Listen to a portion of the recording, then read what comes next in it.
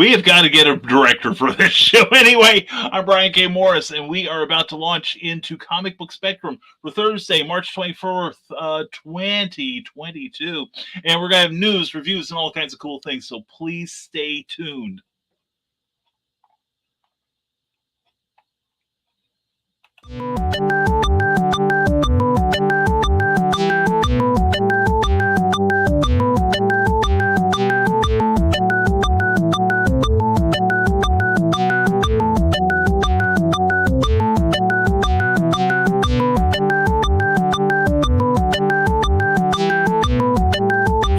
Seconds.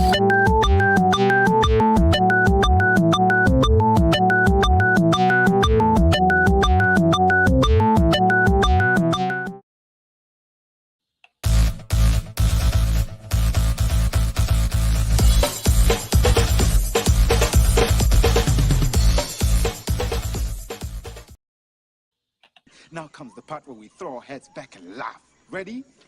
Ready!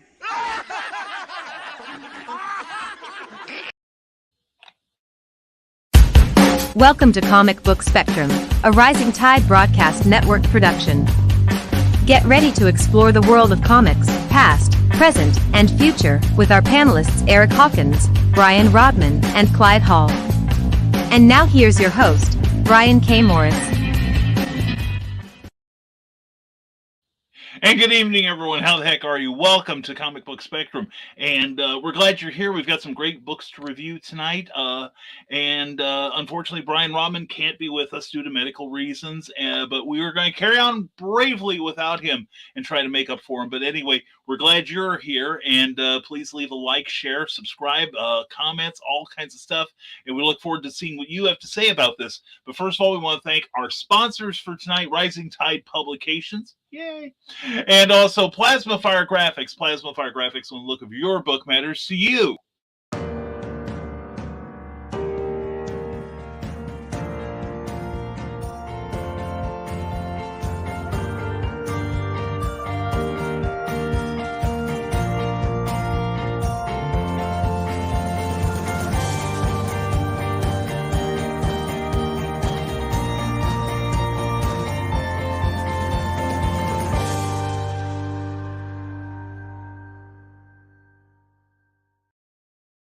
When you've created a book or a comic book and you want a great cover, you need to talk to Plasma Fire Graphics. Their work is incredible. They're famous throughout the book industry for their quality of work, the speed of turnaround, and how easy they are to work with. Not to mention, they're indie creator-friendly pricing on all graphics, including book trailers, graphics to sell it on the social media, and the book cover itself, or the comic book cover. He also does those.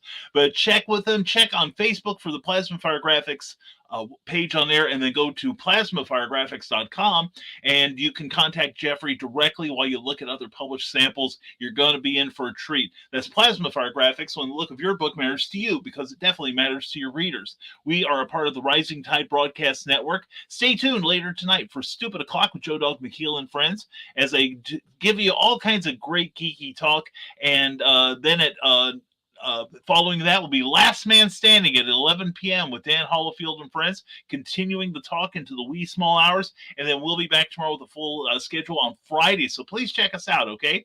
We also want to thank our Patreon subscribers whose support helps keep the Rising Tide moving on, and if you want to become one of them, check us out and see what we offer you for your support at www.patreon.com. And now here comes the part where I look forward to it every week, because I love hanging with these guys. And we're talking about the Fab 80% of the Fab Five, Clyde Hall, Bro Slayer, Eric Hawkins, and Joe D. McFee, who's staring into the corner of his screen. Yeah. Yes, I am. Yes, you are. Okay. Anyway, good evening, gentlemen. How you doing? Excellent. Well, we're great, Brian. Yep. Well, I knew that. If we were any better, we could not stand ourselves. Well, a lot of Much like the audience. It's, I was going to say a lot of people can't stand me either, so I fully empathize with you. So I know the comments are piling up here, and we got stuff to do here. And YouTube seems to be working this morning. It wasn't working for us yesterday, so fortunately. no. I know. I imagine how I felt when I'm looking at these tiny little numbers. So anyway. Donna, Carlene, glad you're here. That's what 3 watching and 4 likes. Is that the new math? No, it's an atrocity. Please give us a like and a share and be nice to us, please. Our shattered egos need that. And so let's start out with introductions. Let's start with Joe, then Eric, then Clyde, and then maybe me. Who knows? Everyone knows who I am. So we'll give the screen to Joe D. McFee. Joe, tell everyone who you are and why you are so awesome. I am me, and I function here as comic book phone for Comic Book Spectrum. So let's get the voting started as of right now, because it's a lot of things. So, welcome to Comic Book Phone. Please pay close attention to our available selections and select the one that you want reviewed today. There's one vote. Yep, that's one vote. The show's going to the dogs already. Exactly. If you want to know more about War for Earth 3, please select 1. If you want to know more about She-Hulk number 2, please select 2. If you want to know more about Captain Carter number 1, please select 3. If you want to know more about Lady Mechanica and the Monsters of Ministry of Hell number 3, please select 4. If you want to know more about Trials of the Amazon number 1, please select 5. If you want to know more about Nubia and the Amazons number 6, please select 6. If you want to know more about Wonder Woman 785, please select 7. If you want to know more about Ant number 3, please select 8. If you want to know more about Carriers number 3, please select 9. Those are your choices for the evening. Please note that some of these choices will not be back on further episodes of Comic Book Spectrum, so please select carefully. All right. And remember, folks, your phone call means everything to us. So be sure to call us. My phone's in the other room. I don't know what we're going to do. But anyway, please get your votes ready and leave them in the chat if you would, please. And let's see. And my next choice. Okay, he's back in the screen there. Okay. Yeah, I'm right here. I'm taking down what people are voting for. Okay. All right. We've got 1, 2, 3 votes so far. So I'll let you keep track of those while we go to the one, the only Mr. Eric, the Pro Slayer Hawkins. Eric, tell everybody who you are and why you're so amazing. Eric Hawkins. I'm the illustrator and writer of the Zombie World of Oz. Zombie World of Oz. Oz. Issue 4 coming out, launching April 8th on Kickstarter. You can sign up for the pre-launch page now. We have over 70 signups, which is great. Nice. Every night you can find me here, or every Thursday night you can find me here, and after this on a drawing show. So that's pretty much it. There you go. Well, Eric just announced that he is doing this show every night now. Thank you and congratulations. Yeah, that's not going to happen. Yeah, no more than if I did it. I did my stint every day, so I'm done with that. Thank you, Eric. And now here he is, the one, the only Mr. Clyde Hall. Clyde, please introduce yourself. Hello. Remember, cast your vote for Comic Phone for Joe, because if you don't vote, you have no recourse when it comes time to complain about games of Robins and crowbars, okay? I'm just saying. Also, Eric, what is the theme tonight for your drawing show? Tonight's theme is, let me bring it up here. It is Atros City, which is like a, think Zootopia, but more adult-oriented, which is also the book I'm reviewing tonight. Oh, okay. Very good. Well, there is the known. There is the unknown. there is the quasi-semis, kind of, sort of known. And in between, there are the dorks. Like me, I'm Clyde Hall, independent author and contributing writer at Comics Bookcase. Well, actually, contributing writer at a whole bunch of places. Comics Bookcase is one. Every Wednesday, we post the finest NCBD new comic reviews and news and interviews. And I've got features and reviews on doomrocket.com. It's another site. Go there and subscribe to their weekly podcast, Casual Wednesdays. You will be glad you did. I'm a contributing writer at Stormgate Press with work appearing in their anthology series, Pulp Realities 1, 2, and 3. Those are available on Amazon. And you should go to www.stormgatepress.com to see the full variety of publications in the new pulp genre. We have works by Brian K. Morris and Ted Davies and Charles Milhouse and Candice Camilleri, Stephen Burks, Clayton Merwin, Bobby Nash, Scott Donnelly. Soon, Brad Rodman will be joining our ranks too, and many others. And then I get to hang out with these guys, not every night. Not every night, Eric. Every Thursday we night. talk every night. Come on. Well, that's true. It's true. Right here at Comic Book Spectrum. Most excellent. Thank you, Clyde. And I am Brian K. Morris, who's not doing this nightly either because he did it for 2.5 months during COVID, and I feel I've done my service to the nation already. But anyway, I'm independent publisher, freelance writer, editor, award-winning playwright, Facebook famous YouTuber, and former mortician's assistant. And I also do a show 3 days a week.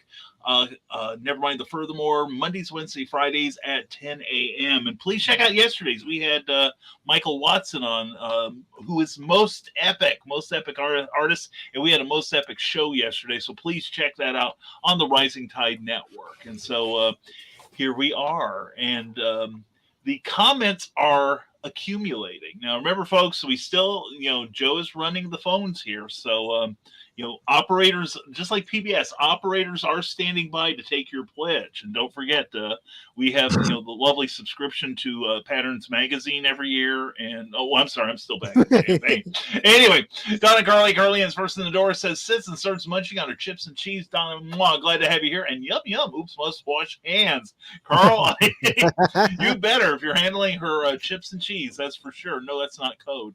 And Carl says, I wonder if Brian Rodman will be on tonight. Like I said, Brian had he's how some method actors are, like Robert De Niro gained all that weight for Raging Bull, and for that other movie Christian Bale lost like a ton of weight. Well, Brian is putting himself heart and soul into the nebulizer number 2, and so he's practicing wheezing and gasping for air. So anyway, Brian, please hurry up and get well again. You are missed. And yep, it's Luna. We all do. We need to get Luna in here. To heck with Brian. I'm thinking maybe we'll talk to Luna's agent if we can afford her. And I wonder if Ted Davies will show up tonight for some abuse too. We can only hope. We got to take it. If you had a rough week, we can take it out on Ted. Don't tell him though. And he's already got his booth up in Lexington, so yeah, he should be free for this. Tell him to get his butt in here. My God, I'll even put him on the air. Who knows? And is Dan lurking around here too? Well, probably, says Donna. Yeah, I saw the post. He should be relaxing in his hotel room, able to come be abused. Call him on the phone and say, those four are talking about you. They're talking smack. And here we go. And turns off the TV. I'm ready. Are they? Donna, I'm never ready. I haven't done a good introduction for this show yet. Anyway, 3 watching and 4 likes. Is that the new math? Well, let's get some more likes on this. That helps us so very much. So please, if you're on YouTube or on Facebook, please give us a like, thumbs up, whatever. And Carl, thank you very much, young man. Appreciate you. And that makes 5 likes and 3 watching. More new math. It's like I'm back in 3rd grade again. And Donna, Carlene, all the comments, and it's just the 2 of us. Nope, there's 3 of you now. There's Mark Lerner. Glad to have you here, Professor. Hope you're doing well. And Paul Bush, always a pleasure. We have a vote for number 3. And Carl Witzman pushes 2 for She-Hulk. She-Hulk, lots of choices tonight. Yes, there are. J.D. Smith, Digital Artist. Joe McFee makes it Joe McFour. So there we go. Play on words. And Donna Carlene says 3 as well.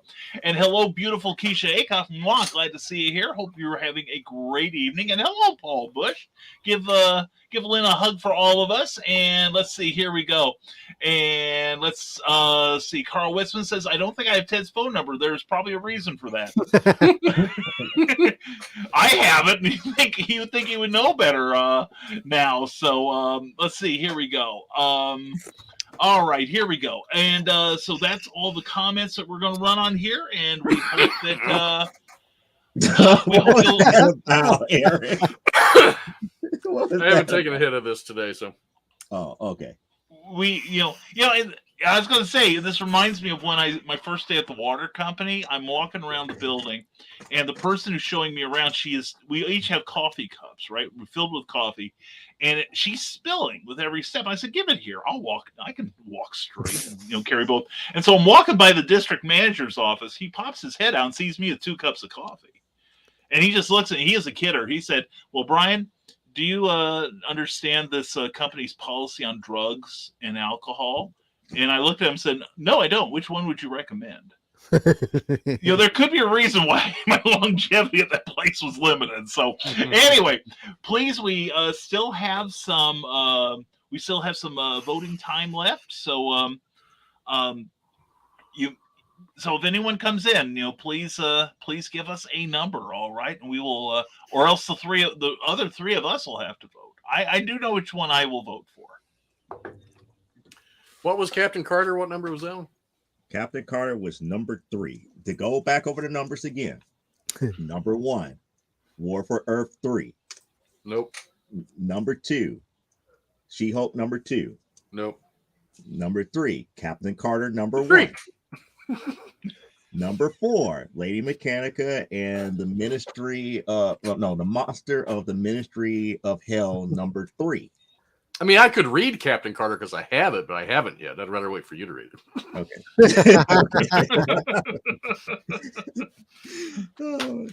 Hey, Joe, you at least got the good cover. That was number 4, by the way. That was number 4, right? Number 5, Trials of the Amazon number 1. Where I'm thinking this. Is that a Jim Lee cover?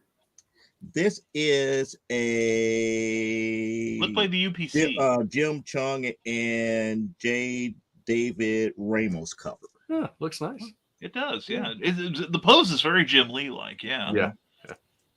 Then we also got Nubia and Amazon's number 6 is the last issue of the series at number 7. No, this is number 6. Sorry about that. Mm-hmm. Number 7 is Wonder Woman 785. Number 8 is Ant number 3. And the last book is Carriers number 3, which is number 9. And as I stated before, some of these books would not be returning for the next comic book phone. Joe, at least you got the good Captain Carter cover. I got mine home and was like, what is this? Oh, that's the Todd Knock head cover. Yeah. Why I got a head? At least. Yeah, you at least got a cool pose. I got the same one Joe has. Yeah, and that's the one that my shop has. I didn't like a lot of the covers. It came out on Women's Day, International Women's Day, and they did specialized covers for that. And some of the covers I didn't care for. I mean, I don't know if you wanted to do a Sharon Carter or a Peggy Carter mask, I guess that would be okay, but it isn't. It's just a floating head, which is not in the comic book. There's no floating head in the book. Todd Knock's been doing a lot of variant head covers for Marvel past few months. It just struck me as odd. Yeah. I was like, head, that's it? Yeah. You know, that looked like that. Remember that garish computer coloring that Marvel did back in the 90s? Yeah. Like their trading cards and all.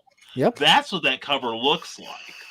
It looks like every bit of soul was removed from that illustration. Because I'm a Todd Knock fan. I love his stuff. Now I have a flashback to the Fleer Marvel Universe card set that came out like 92 or 91 or 92. What are you talking about? Or was it the Overpower? Remember those? The Overpower cards? Overpower was not that way. It was the Fleer trading card set. Yeah. The very first Marvel Universe Flair trading card set that was like that. Yeah. Well, of course, then before they started using that, all their cards, when they were recycling their comic art, looked like they got their coloring done at Sherwin-Williams. So, yeah. So anyway, we have a couple more votes. Somebody with your name, Eric. I think Eric's trying to stack the deck here. You can tell he lives in Illinois. I vote Captain Carter. There's a man. By the way, man. this is the Target exclusive stealth Captain Carter. Oh, Nice. that's pretty. That's very nice. I'll vote Captain Carter too while we're at it. Okay, and Jennifer Hawkins. Too many choices, but I guess to keep harmony, she will vote number 3.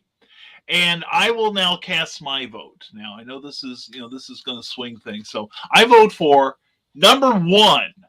Thank you. I know what his vote is. I know. It's I know. Can anyone write Earth 3 without Joshua Williamson? That's the question. So anyway, but no, I recognize I'm the only one. Oh wait, I take it back. I'll switch my vote. I think I'll go for number 9. Okay. Yeah. Just to make Joe nervous. I thought you would go for the ant because it had Spawn on the cover. Yes. Spawn is actually in this issue. Which okay. Todd got in some hot water this week speaking facts on the internet. Oh, What do you say? I missed this. He doesn't do a lot of female figure superheroes because they just don't sell. And they don't. They'll sit on the pegs most of the time. People will get 1 or 2, but you can't do a whole assortment. They just won't sell. And he got in hot water. Argue with him. We're telling the truth. Mm-hmm. It's the truth, because again, when people think about action figures, they don't think female characters. When they think dolls, they think more of female characters, and that's a fine line between the two. And what McFarlane does is the highly detailed action figures that, again, that crowd does not pick up a lot of female characters, period. That's true. And it's only been this way. We're not being, for anyone just tuning in, we are not being sexist. We are not mansplaining nothing. This is just simply how the industry is, and it has been this way for 40 years. But he also got in trouble for saying there's girls' aisles and boys' aisles, and people are saying there is no such thing as that. Yes, it is. I walk in every store, there's a girls' toy aisle and there's a boys' toy aisle. I don't know what you're talking about. Unless you, Todd has been selling toys for 30 years now. I think he knows what he's doing. Todd's full of crap. Except for places like Walmart, Target, any place in the world. Aside from that, like if there's a toy aisle on, let's say, the International Space Station, it might be interchangeable. I gotta say this. I know it might piss some people off. Do it. You see this right here?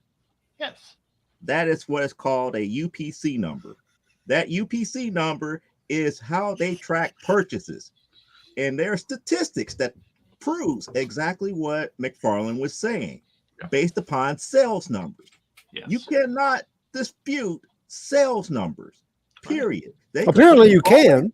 It's just Yeah. You can, but everything's free game on the internet. It doesn't have to be fact, doesn't have to be true. It's whatever you want it to be. There you go. There you go. All the joining the flat earthers and other deniers. We now have the distaff action figure deniers now too. And I'm sorry, I wish it were different.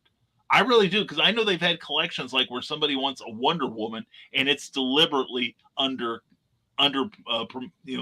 manufactured compared to, say, like a Batman, for instance. I mean, let's say the word. So yeah, JD Smith says people dispute facts these days, so game on. Yeah, welcome to the internet. So yeah, and it's but yeah, it's been that way for as long as I can remember, even back when I was working in comic shops. But must I also bring out Exhibit B? Let's hear it. Exhibit number B. We not too far away from Black Panther. Two of the most popular characters in Black Panther was Shuri and Okoye. Which action figures sat on the shelves after that movie came out, and what action figure did not even move on clearance? Shuri and Okoye. Hey, I got my one on clearance. Yeah. Well, if you go to my local Ollie's, the recent set of Marvel figures, they've got a lot of Steve Trevor, granted.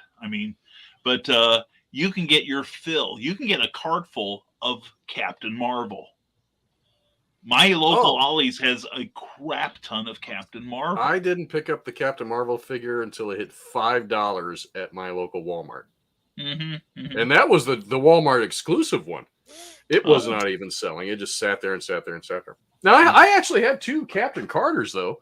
But my other Captain Carter is on the Hydra Stompers where she goes. So I had to get both. You can't have the Hydra Stomper without Captain Carter riding her. But sure. Yeah, and some people will buy a female action figure. I have 3 Storm figures over here because I like Storm. Mm-hmm. If it fits my collection, I'm going to get it. But it is basically a boys' thing. Action figures. It may not always be, because I do think that there are people that definitely, us included, we get female action figures, and I get dolls for the grandkids. They're superheroic, so it could change. But and maybe in a bigger area, they have places that are not as segmented by gender and interests as in the toy aisle. But in our little area, it definitely is set up just like you guys are describing. So, Joe, what's it like up north? Yeah. It's pretty much the exact same way. When I truly think about it, it's like action figure wise, I can't count how many Wonder Womans I have, how many She-Hulks I have. Maybe, I got a handful of Storms, but when it comes down to it, when I go up to like a Walmart or a Target and there's women characters there, it's like I could go to all these different places that sell toys. So I could probably even in the G.I. Joe series, I have a better chance of getting a Baroness than a Destro. Mm-hmm. Mm-hmm. That's true.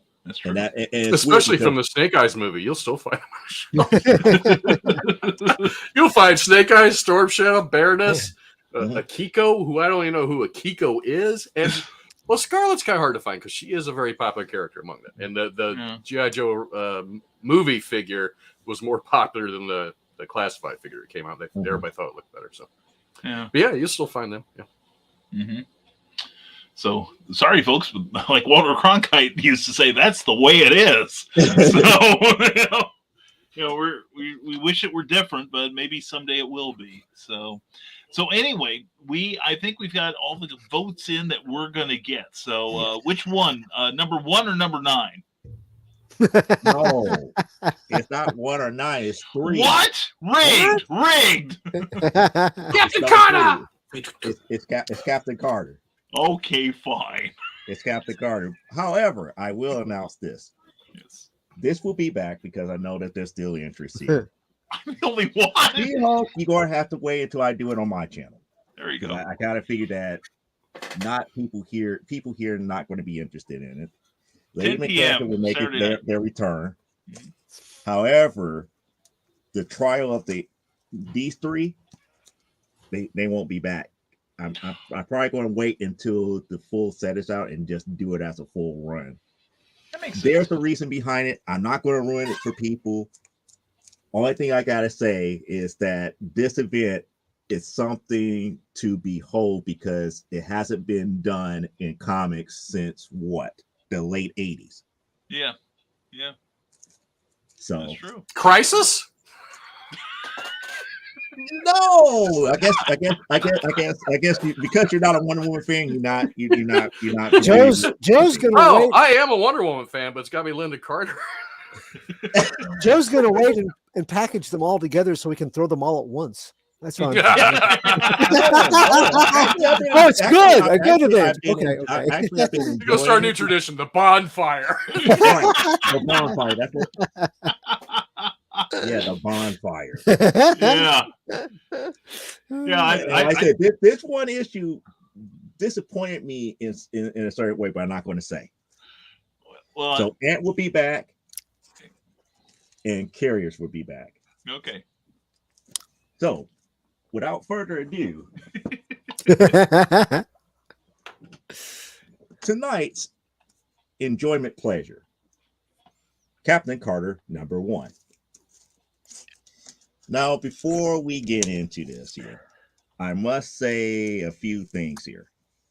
I want to confirm and also deny a couple of things about this issue. One, if you read Captain America 100, you kind of read part of this book. However, if you read Captain America 100, you have not read everything as of yet, because they took that whole lineage about how Steve Rogers came back, and they kind of played it in a certain way. But I will get into that as I go into the book here. Captain Carter. It was, where is the credits here? There we go. Written by Jamie McFee, art by Markika Cresta, and colored by Eric Arciniega. So, Captain Carter, number one. We start out here with all the news footages and everything, saying it's like, hey, there's a big loss, with Captain Carter, and, the Nazi threats, kind of growing, all the other stuff and everything happened. And then we have the whole scene about the Arctic. And it looks like you got a ship that hits this one iceberg. And because it hit the one iceberg, they actually found something within the ice. And lo and behold, there she is, our beloved Captain Carter. Same, like it's almost like you reading Captain America 100 all over again.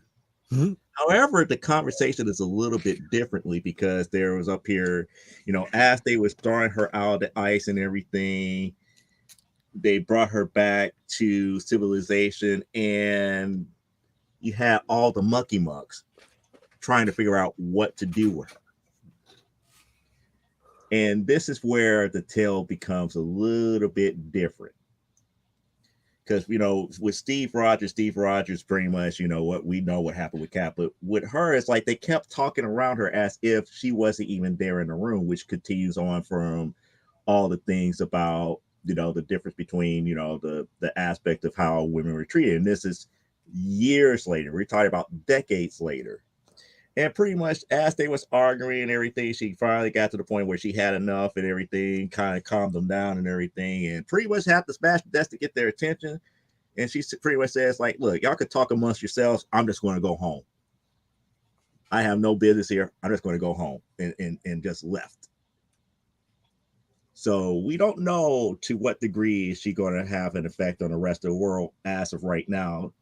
And at this point, she's pretty much keeping her identity secret. Just like nobody knows that she's back. So the story then takes off about, she goes home. She pretty much blends back into normal life.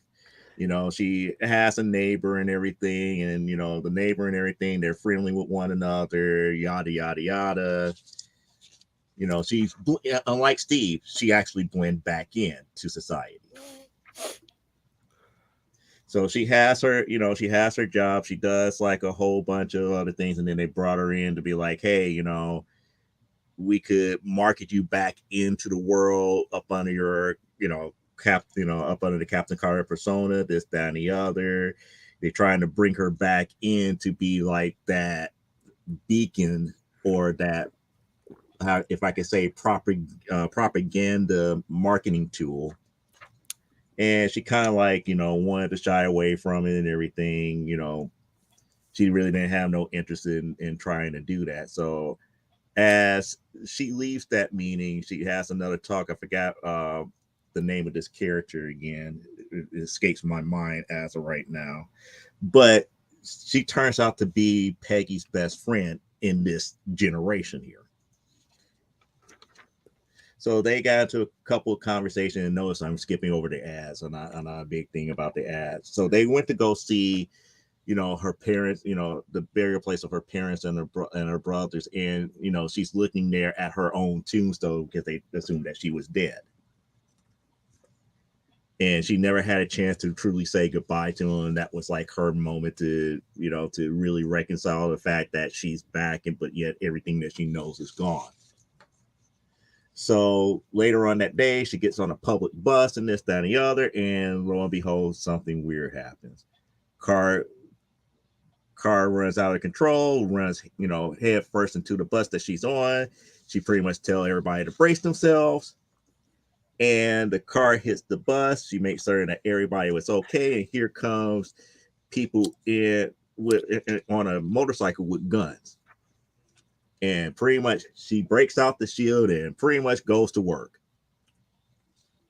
And now they try to shoot a bazooka at her, at these people. And she pretty much saves everybody with the shield and everything, and pretty much takes charge as she normally would. And then lo and behold, it's like she didn't realize she created a spectacle, and she takes off.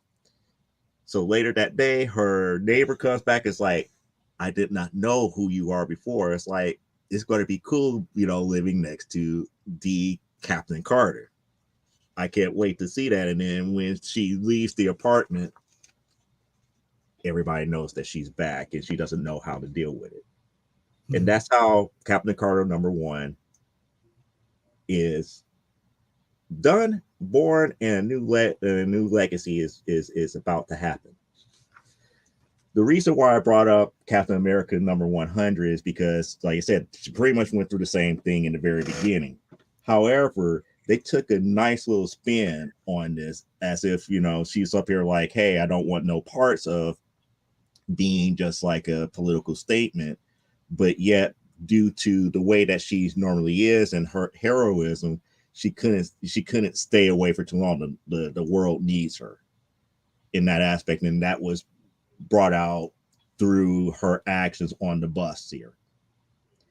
I like what they're trying to do with this here, but I need to see more issues before I can say this is a yay or a nay as far as me reading even more. But for what they're trying to do, especially on International Women's Day, when they brought this thing out, they did a good job of bringing what I consider could be a one and done self-contained story, because it could lead into the legend of what Captain Carter can be or could have been in that whole what if scenario. And they could make this series more along the lines, it's like in the alternate universe, in the infinite alternate universe of the Marvel universe, that Captain Carter could be just as much of a force as Captain America or Steve Rogers. And that's the other thing that I'm waiting to see about in Captain Carter. It's like, are they going to have Steve? Because Peggy technically was in Captain America, at least the older version of her. And then, the granddaughter Sharon eventually popped up.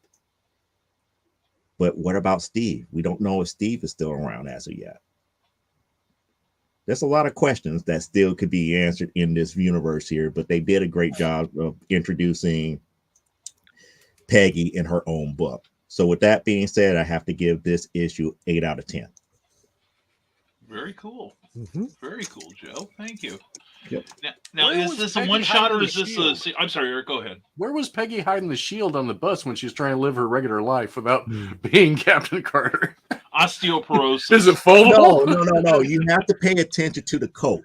She's wearing an overcoat, and it's really sitting towards her back up under that overcoat, because the way that she brought it out, it's like she slung it from up under her coat, because remember she's there. It's like you still see the overcoat. The overcoat, you don't see her back to see if it bulging not in there, but there's a big round circle in it. When she actually breaks out the shield, you notice how the overcoat there swings out of it.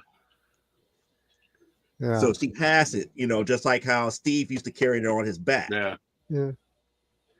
Hey, I- that lady in the overcoat's a hunchback. Oh, not anymore. What happened? She's healed. Exactly. Yeah.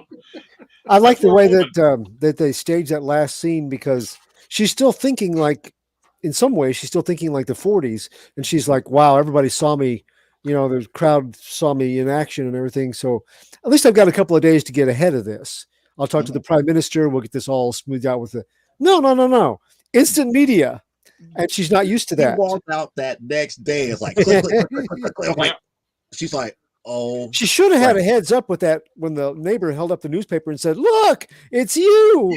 I knew you were familiar. Yeah. She should have thought, oh, yeah, that's right. It's more instantaneous now. But I love the way that she's looking at it from a definitely a yesterday perspective. And they have several little nods like that through it. So it's a familiar story, but It has its own flavor with her. It was really good. I feel that she's taking it a lot better than Steve. Yeah.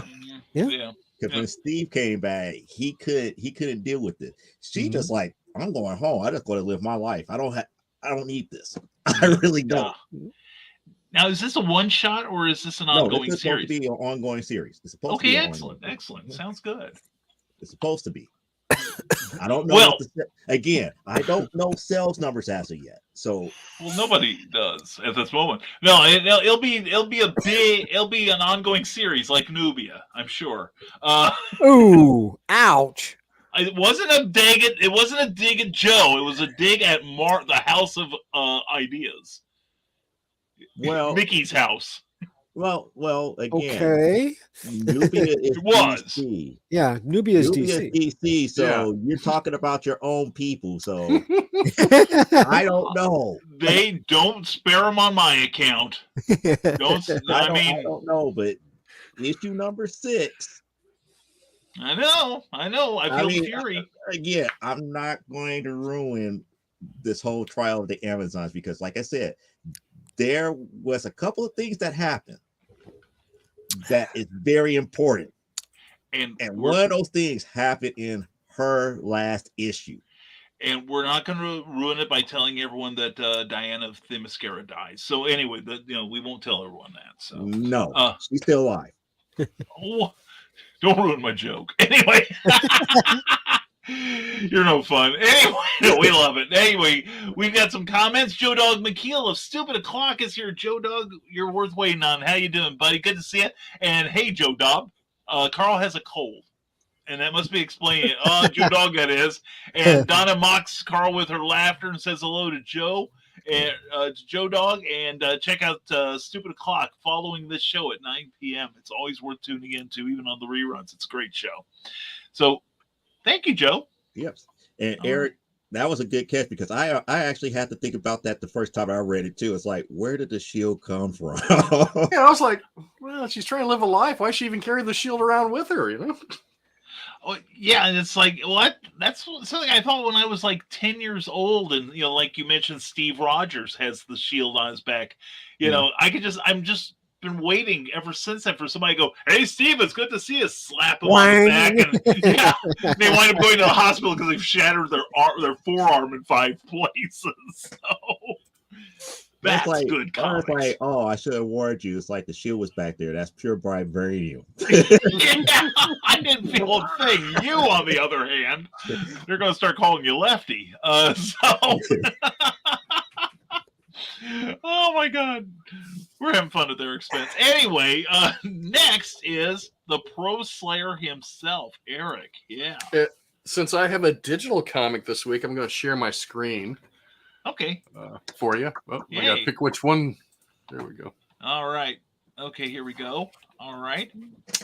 So, the book I'm reviewing is not this, but this is the same artist, Alan Alonso. He did this last year for the Drawn and Quartered zombie event. That's nice. So he did this in 2 hours.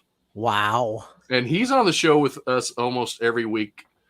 But he had a comic come out, and he put it on Kindle and Amazon. And you can find it for $3.99. Now, I'm going to warn everybody right now. This is a very mature comic. Look in the upper right-hand corner of your screen, people. We put that up there there's for a reason. Lots of cursing, and there's sexual situations. And I will be going back and forth with the book here to hide most of that. Wow.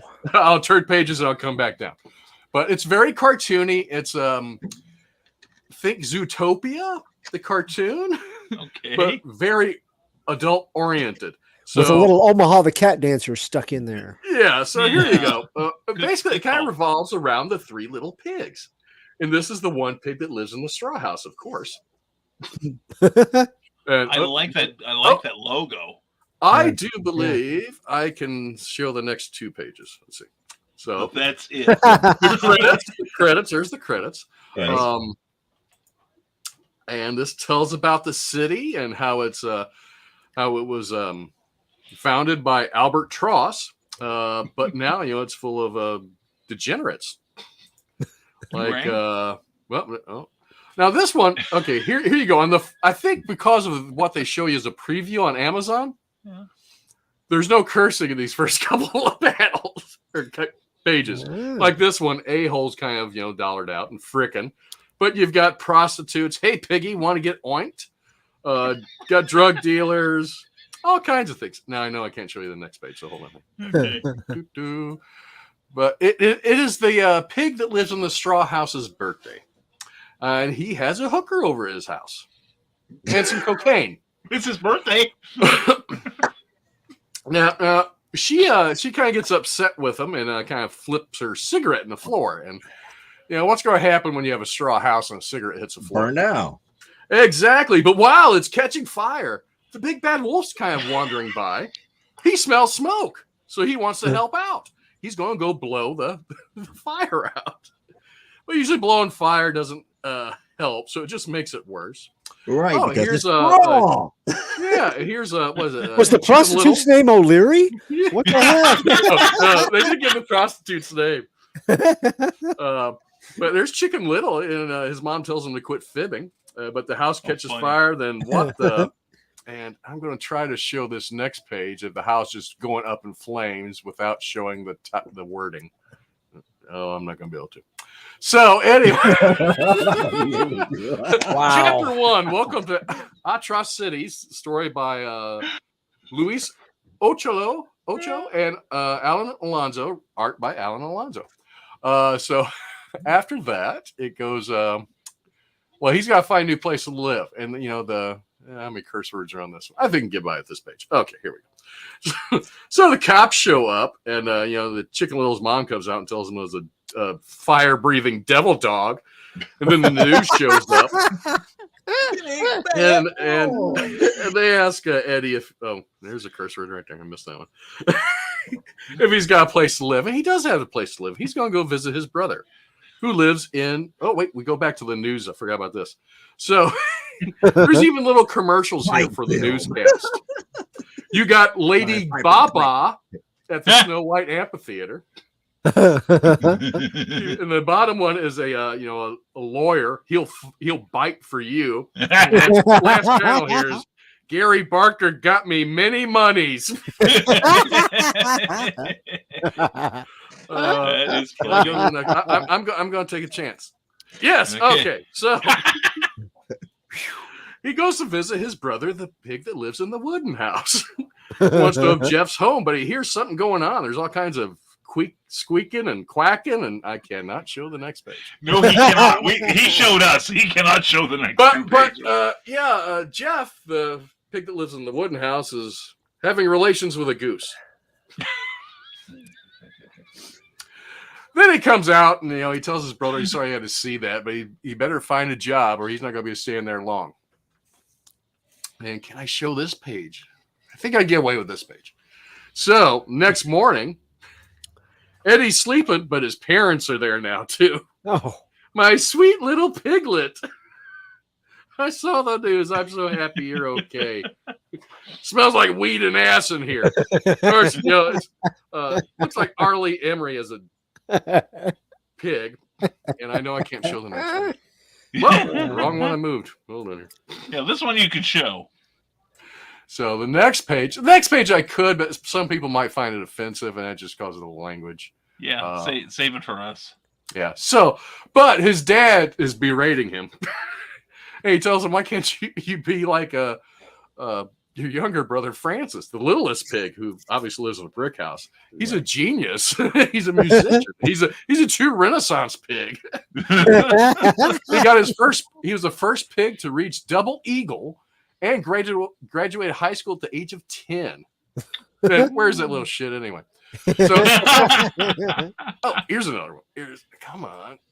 Okay, so this one's a little ad for Horset's Hoof Pies. You got Little Red and the Huntsman in the Sweet Hat Trick. They got a little Jack the Ripper wolf here, and you got Little Red and the Huntsman. They kill him, and then they go get their Horset's pies. Can I show the next one? Yes. Here is the genius little pig. he is obviously a nut job. And being a super smart guy, he's got to be the villain too. Ah. But he runs into the wolf. He saw the wolf. People are looking for the wolf. He wants his help breaking into a facility to get some stuff. So they break into a facility, and I can't remember after that. Hold on. Laser beams going off like crazy, and him blowing the guards down, and them stealing what they need and killing a bunch of people. So the little piggy is the main villain. It appears the wolf has to help him because he's being hunted down because he tried to help. And circumstances. And well, the slobby pig finally gets a job at Java Palace Coffee. I'm taking a big risk here. Let's see what the next page is. Yeah. So he gets the job. He's happy he's got a job. There's some drug dealers show up outside. But the pig that lives in the wood house, he's kind of a badass. He takes out the drug dealers. Yeah. And that's how the issue ends. But let's see. That's the mess the poor mouse is having to clean up. Wow. After Francis and the Big Bad Wolf broke into the facility. Wow. There's another variant cover, and I think that is it on that. But it's a fun little book. I laughed a lot reading it, and it's like $3.99 on Kindle Amazon. And Alan's a really cool dude. He did this for me last year when we did our Zombie for World of Oz night. When we did the Vestry night this year, he offered a drawing for that, which we gave out to the backers of that book as a print. And he's a really funny guy too. He's done other comic book work, mostly for crowdfunded projects like Magic Cop. I did a little short, I think a short in Magic Cop 1. But he's doing a bigger story in Magic Cop 2. And he's working on the Lost Pages now. But this one was just funny. It's something different than I usually read. And if you don't mind a lot of violence, blood, cursing, and animal sex, Who would? No. hey, go check it out. Download it. Give it a read. I'm giving it a solid 8 out of 10. That's nice. That's nice. Yeah, It looks very fancy clever. Eric doesn't hand out 8s or 9s or 10s all that often. He's pretty stingy on that. It really made me laugh. I mean, I laughed out loud at some of the stuff I couldn't even show you guys. Right, especially that. No, it looked really good. Reminded me a lot of the old underground comics that. Yeah, and I shouldn't have been buying, but I did. Yeah, he's quick with this stuff. I mean, like this drawing, he did of Scarecrow and Jack Pumpkinhead, 2 hours. What is his name again? Alan Alonso. Okay. He's good. He seriously is good. Yeah. Hope to see more from him. Hopefully more we can show on the air. J.D. Smith liked that book, says it's neat, and cursing in sexual situations sounds like Donna Carlene's kind of book. And Lissy says, I guess I'll tell your granddaughters to go play in their room. Good idea. Yeah. It's sunlight. Digital, so they won't find it. There we go. Get on my computer. It won't be like it's laying around my office. And Carl Wisman says that certainly is an atrocity. I mean, atrocity. And it looks like a funny book. Yes, they call them all funny books. So yeah. No, that looked like fun. That really looked. It was cool. Outrageous. I liked it. Yeah, that was And if anybody's offended by the language, oh well. So it goes. Learn a different language. Or if you read this, you will learn a different language. Or it reminds me of the old Eddie Murphy routines. Mr. Robinson's Neighborhood. Oh yes. Yeah. Call your mom a bitch. Go up to your mom. Do you think it's a bad word? Did she slap you? It's a bad word. Brian, in My Bad, remember Pig Latin? Oh, yes. I shook him down for information, but I forgot that he speaks in a strange language that nobody can understand or figure out. Way to go, Batman. World's greatest detective analog. That's right. Oh, my God. That's funny. Thank you so much, Eric. That was fun. Oh, you're welcome. That was Yeah, good. there was good. nothing for me this week at the shop, so that was the best thing. Oh no.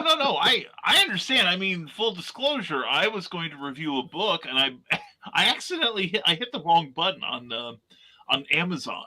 So I was going to like borrow it through Kindle Unlimited, and I wound up buying it. Now I'm glad I did because it's really good.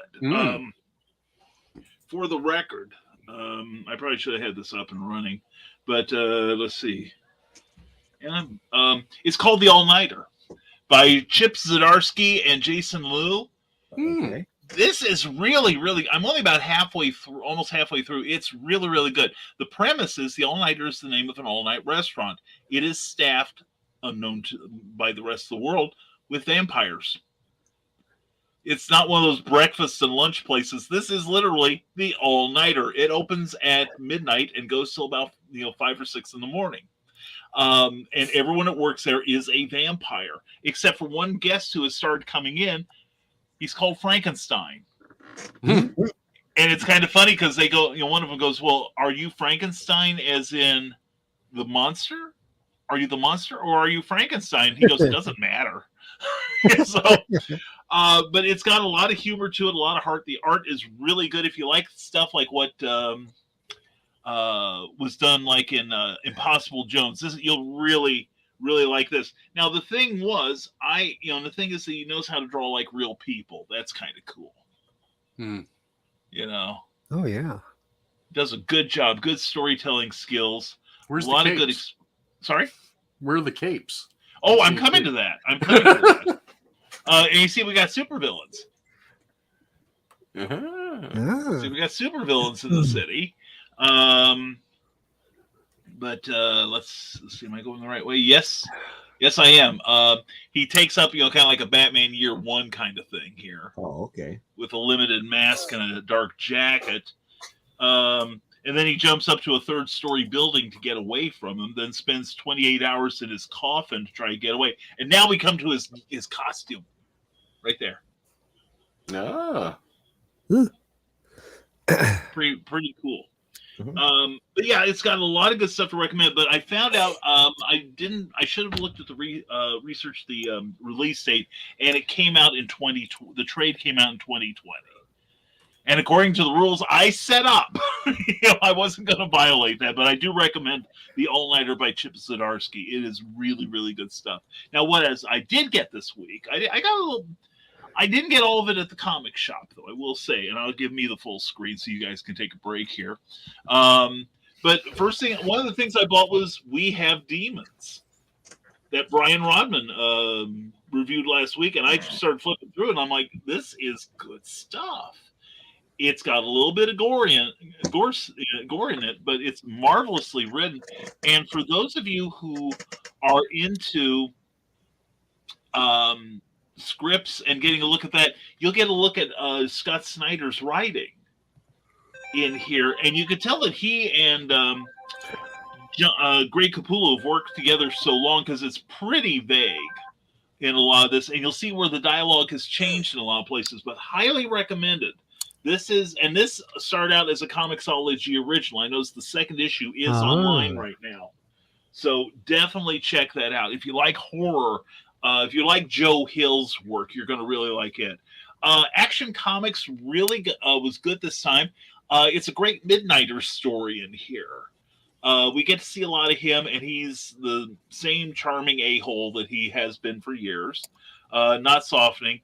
And the John Jones, the Martian Manhunter story in the back. And yes, you'll notice Superman's hovering above the ground. His powers are returning, and he's about to make a stab at getting Warworld. The Martian Manhunter is the short story in here, but it is beautiful. It is really nice. It plays into the history. If you're a longtime reader of John Jones like I am, you'll love it. You'll see a lot of Easter eggs in here. If you are a new reader, you're definitely going to dig it too, because John Jones has had multiple personalities. And there's even the one he was with the Justice League for a while. Oh, yeah. When he had amnesia. Remember that? Bloodwind. Yes. Bloodwind. That's right. And also Marco Xavier right here. Mm-hmm. I won't show the ending, but it's really, really a wonderful book.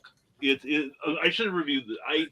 I'm giving this a 9.5 out of 10. I'm giving this one, it's coming back. I'm giving this one a 9.5 out of 10. This was really enjoyable. Although they're both continued stories. Word of advice there. Now, of course, we got to get to my 10 out of 10 this week. Unfortunately, it comes with bittersweetness. It's my bad, number 5, but this is going to be the last issue, at least for a while. And it says, and truth in advertising, you'll regret not buying this comic book. And this is your last chance to get in on the ground floor of the most important new superhero in comics, And this is where all the disparate plot lines tie up, including we find out who sent the salad shooter. It is, and it also starts out with a reading list that you must read in order to appreciate this book, which includes My Bad number 1, My Bad number 2, the My Bad Advanced Bestiary, the My Bad Annotated Reader, Understanding Comics by Scott McCloud, Prez 1 through 4, the original, not the head up your ass 2015 version, the Wrong Earth 9 Days, Saga of the Swamp Thing 14 through 40, L'Essai du Michel de Montaigne, some pedantic and widely ignored book I wrote decades ago, which I now assign when I teach classes in order to sell a few copies. The Book of Lamentations, the Septuagint version. Where's Brian Rodman when I need him? And My Bad number 1, second reading, but with emphasis on the pseudo-religious subtext. And also it has why comics are bad for you. Yes. A full page of that. And then it launches into the story itself, which it starts with the public mourning the death of the Accelerator from last issue. And, will the Accelerator eat these circus peanuts in heaven, Mommy? Yes, baby, he will. Even the vanilla ones. And so we see the Emperor King, a little astonished that he has to wait in line because he is who he is. And the Chandelier goes to LA and recruits a group of cohorts. All right. And then he has the Emperor King has a flashback to when he fought Canada's one of Canada's top 2 heroes, Legroom. And of course, it did not go as he anticipated. And of course, Rush Hour is in here. And then the big confrontation at the memorial site for the Accelerator, where this Chandelier comes in. And it has a climactic fight, which ends badly for the Chandelier, I'll tell you that. Where Chandelier has a moment. And we do see Acid Chimp in here. He's in here along with Man-Child. And everything wraps up by the last page, including, of course, you've got to have your letters column and you've got to have your artwork. Mm-hmm. Like Magic Hole, you can become a ventriloquist and you can become a little mega church pastor. Then it has text pages, a Finite Crisis, an Untold Tale of the Accelerator, and a legit ad for the Comic Book Defense League, and then the return of Lionel Richie. All right. There's just, Eric, you talked about laughing out loud. This book, every issue has done that for me. This is worth every penny. It is gloriously hilarious. And if you wait for the trade, I'm sure there'll be a trade paperback. Get it, grab it. If you love smiling and laughing, this whole series has been a 10 out of 10. It has been that good. Yeah. Now, here's the rest of the stuff I got. And I talked about a lot yesterday morning on Nevermind the Furthermore, when we had Freestyle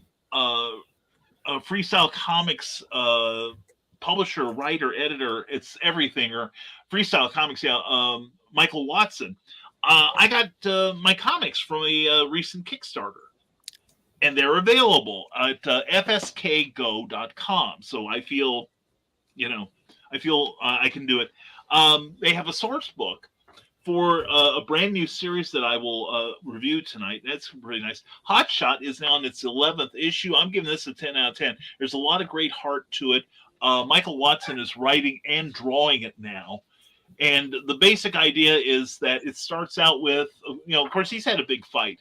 He's not very nice to Columbus, Ohio, really, a lot. And it's about a man who gained superpowers through mysterious reasons. He's not even sure how he got them.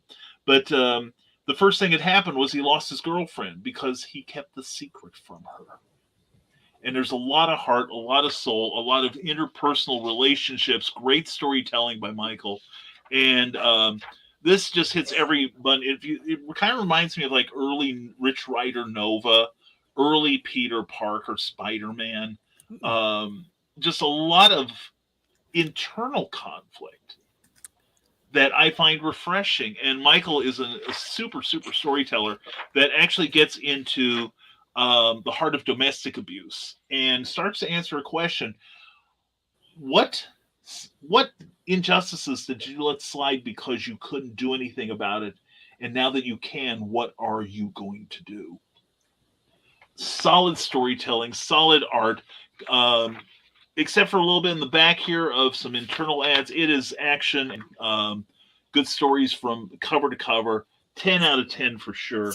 But what I really want to bring your attention to, if you like fantasy, if you're liking things like Animal Eye, by Cindy Cap, you're probably going to enjoy Emerald Quest #1. Now, it is #1. It says so up there.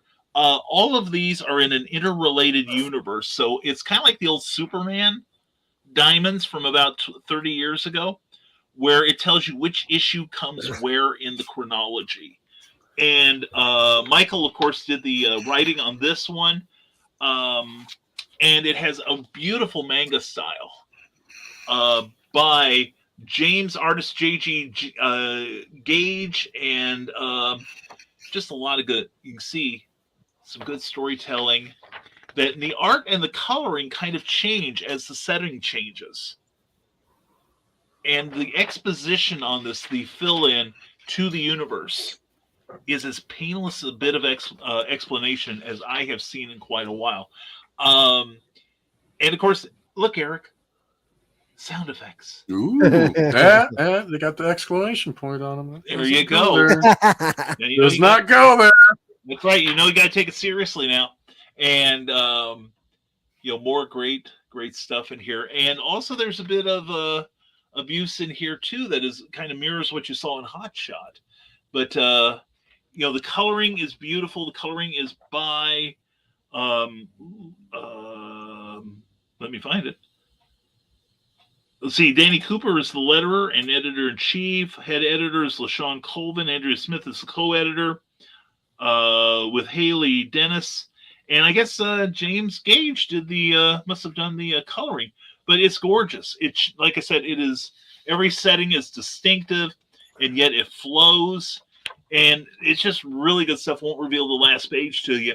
But it's definitely worth the effort of going. Go to FSK, Freestyle Comics with a K, go.com, FSKGO. I'll get my alphabet eventually. But anyway, this is a 10 out of 10 for me, too. I'm really looking forward to the next couple issues. And definitely check out our Nevermind the Furthermore yesterday morning when we talked to creator Michael Watson, the most epic artist and the most energetic man in comics. He's freaking Chernobyl, and I'm just a wet matchstick compared to him. But also you might look for the source book. And something else I liked, I want to mention this, is that he does on some of the books, he does list the creators on the cover. But you notice how on this one he does something different. Information, secrets, facts, questions, adventure, mystery, honor, deception, and geek, student, friend, hero. Hotshot's it's really a great superhero book. But yeah, definitely giving Emerald Quest and the Hotshot book, both 10s out of 10. They are that good. And also check out Michael Watson's regular show, Chat and Draw, where he has guests on that they have a conversation and he draws their character live on the air. It's really a really great show. And they currently have a Kickstarter that I took down the page for it, so I can't remember what but it's a spinoff of Hotshot, and it's definitely worth your attention. Vigilance. So, sorry? The Vigilance. Vigilance. Thank you. Is the name of the title that he's kickstarting right now. That's right. That's right. And it's got a few days left to go, so please check that out. Go to Michael's page or mine, because I've been promoting it, and give it some love. All right? Now's a good time to support independent comics, because that's where the good stuff's coming out. And let's see, JD Smith says, never even heard of My Bad. Sounds good. It's actually very, very funny, and they've got a number of really great titles out, including The Other Earth, which is kind of like an alternate universe, but it follows, like, there's like a character who's like bad in one universe and a good guy in the other, and they swap universes. And it's really funny. It's by one of my favorite writers, Mark Russell. And let's see. And Joe Bachman says, good evening, everyone. Joe, good to have you here, my man. Hope all is going well. And it looks like a funny book, yes. And hey, Joe B, you missed the dirty book. That's right. You can get it on the rerun, though. And JD Smith says, Hotshot Watson is a busy and talented chap. That he is. I was so happy he took time to talk to me yesterday for an hour or so. And he's been on the show before, hasn't he? Yes. Sorry? Yeah. He's been on Clever Title Penny several times, and never mind, furthermore. Yeah.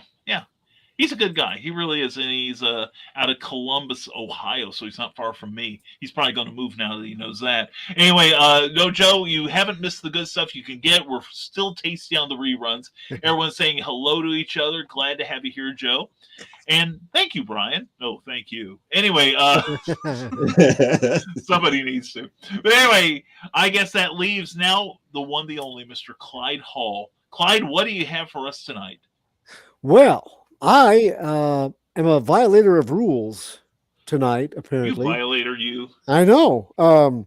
Because I kind of, this is a really good comic book week. My Bad, number 5 is, I reviewed it over at Comics Bookcase, because all of your reviews of it, Brian, Yes. got me fully aboard. I wanted to I went back and I sampled all the previous issues, and this being the wrap, I went and reviewed it. It was good.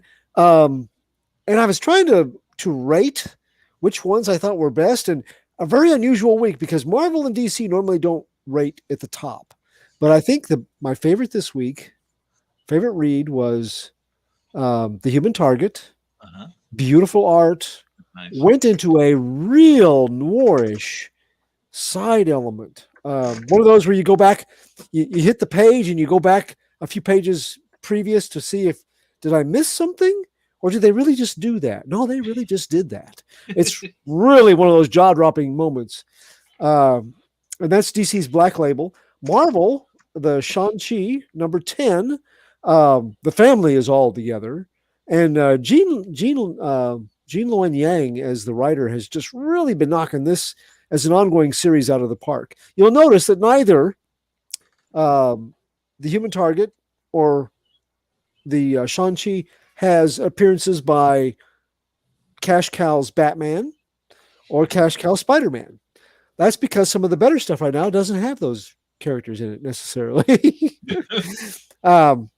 Personal choice, but some of the best stuff, I mean, if you're only limiting yourself to those big characters, branch off. You're missing some really, really good reads. Mm-hmm. But the other book that I have been looking forward to very anxiously this week, and comes in number 3, is Count Crowley, Amateur Midnight Monster Hunter. And it is a Dark Horse title. It is actually volume 2, and read it, enjoyed it, went back and reread Count Crowley, Reluctant Midnight Monster Hunter, which is the first 4 volumes in the overall series, the first miniseries of it. And this picks up immediately as the cliffhanger dangles on the other story. So I went back and reread them, and remembered what a great read it was. And I didn't get to, I wasn't doing reviews when that came out, and I didn't get a chance to review any of them. So my local comic book shop, just within feet of each other, had the new Count Crowley and the trade paperback of the Count Crowley original series. And I thought, because it just jumps right into the series again, I thought this would be a good time to go back 2 years and look at that previous series to get readers up to date and ready for this new series. And so I'm going to review Count Crowley, Reluctant Midnight Monster Hunter, the first 4 issues in the trade paper. It is available, like I said, my local comic shop got copies in because they anticipated the interest in this new series, the continuation. And so you can do that, or you can do what I did. As you'll see, I went to my local library. Ooh. Rather than go look up all the individual issues from 2 years ago that I wouldn't be able to find easily. I just got it from the library. And yeah, so What's this library you speak of? it's a treasure house of knowledge, and the cards, the keys to the treasure house, they're free. Yeah. Ooh, my favorite F word. I know. So I'm going to review tonight one of my favorite reads of 2019, and this came out. It straddled the year 2019, 2020. This came out in 2020, the trade, and tell you exactly why I think it is quite a wonderful comic read and worth picking up, becoming acquainted with, and then continuing on with the number 1 of volume 2 available now. Count Crowley, Reluctant Midnight Monster Hunter, trade paperback, combining issues number 1 through 4 of the first series, 2020. Dark Horse Comics. To get the trade, it's $19.99. It is written by David Desmachian. Art is by Lucas Kettner. The colors are by Lauren Offa. Letters by Frank Cvetkovic. It is rated mature. While I write for various sites, this is my own independent feature, and it should not be considered representing any views of those sites. Now, I love the covers, and this is the cover of issue 1. Same interior artist. Lucas Kettner is he does the covers. They are more of a painted format, and the interiors are more just your regular pencils and inks. But each cover kind of nods to previous kinds of nostalgic monster comics, and they reproduce them here for you in their entirety. And there is a lot about this series that is nostalgic and yet also very personal. We get a Midnight Monster host who actually ends up fighting actual monsters. And then we find out how all this came to be. She wasn't always a Midnight Monster host. She was a regular reporter. I like the way that they have paneled this flashback into her past, regular news stories. Let's see here. But soon we see where she takes up the mantle of Count Crowley, the host of Friday Night's Scream Theater in Small Market TV 1983. Welcome to the world of test patterns and the Star Spangled Banner to close out your broadcast day. We have some really, really good sound effects. Look at that. Ooh. And look, see, no exclamation no points exclamation point. Yeah. In a minute. We have cats that become partners in the whole affair. She doesn't like cats, so she just calls it Cat right now. But I think it's going to end up being a much more substantive character in the second series here. We have a former Midnight Horror host living in obscurity in his little assisted living room. I love the creepiness of this place. Sir Vincent Frights. He may be gone, but he's not forgotten. And he welcomes her by splashing her with a putrid mixture that he says will burn witches, thinking that she's come there to attack him. Well, not the case. It has a really good sense of humor, and we get that. And it also has a really good sense of horror. When our hero, Jerry, not in her Count Crowley guise, is faced with a walking, shambling zombie, or what passes for a zombie. We'll get into that. And there's also a cover that nods to her climactic battle there.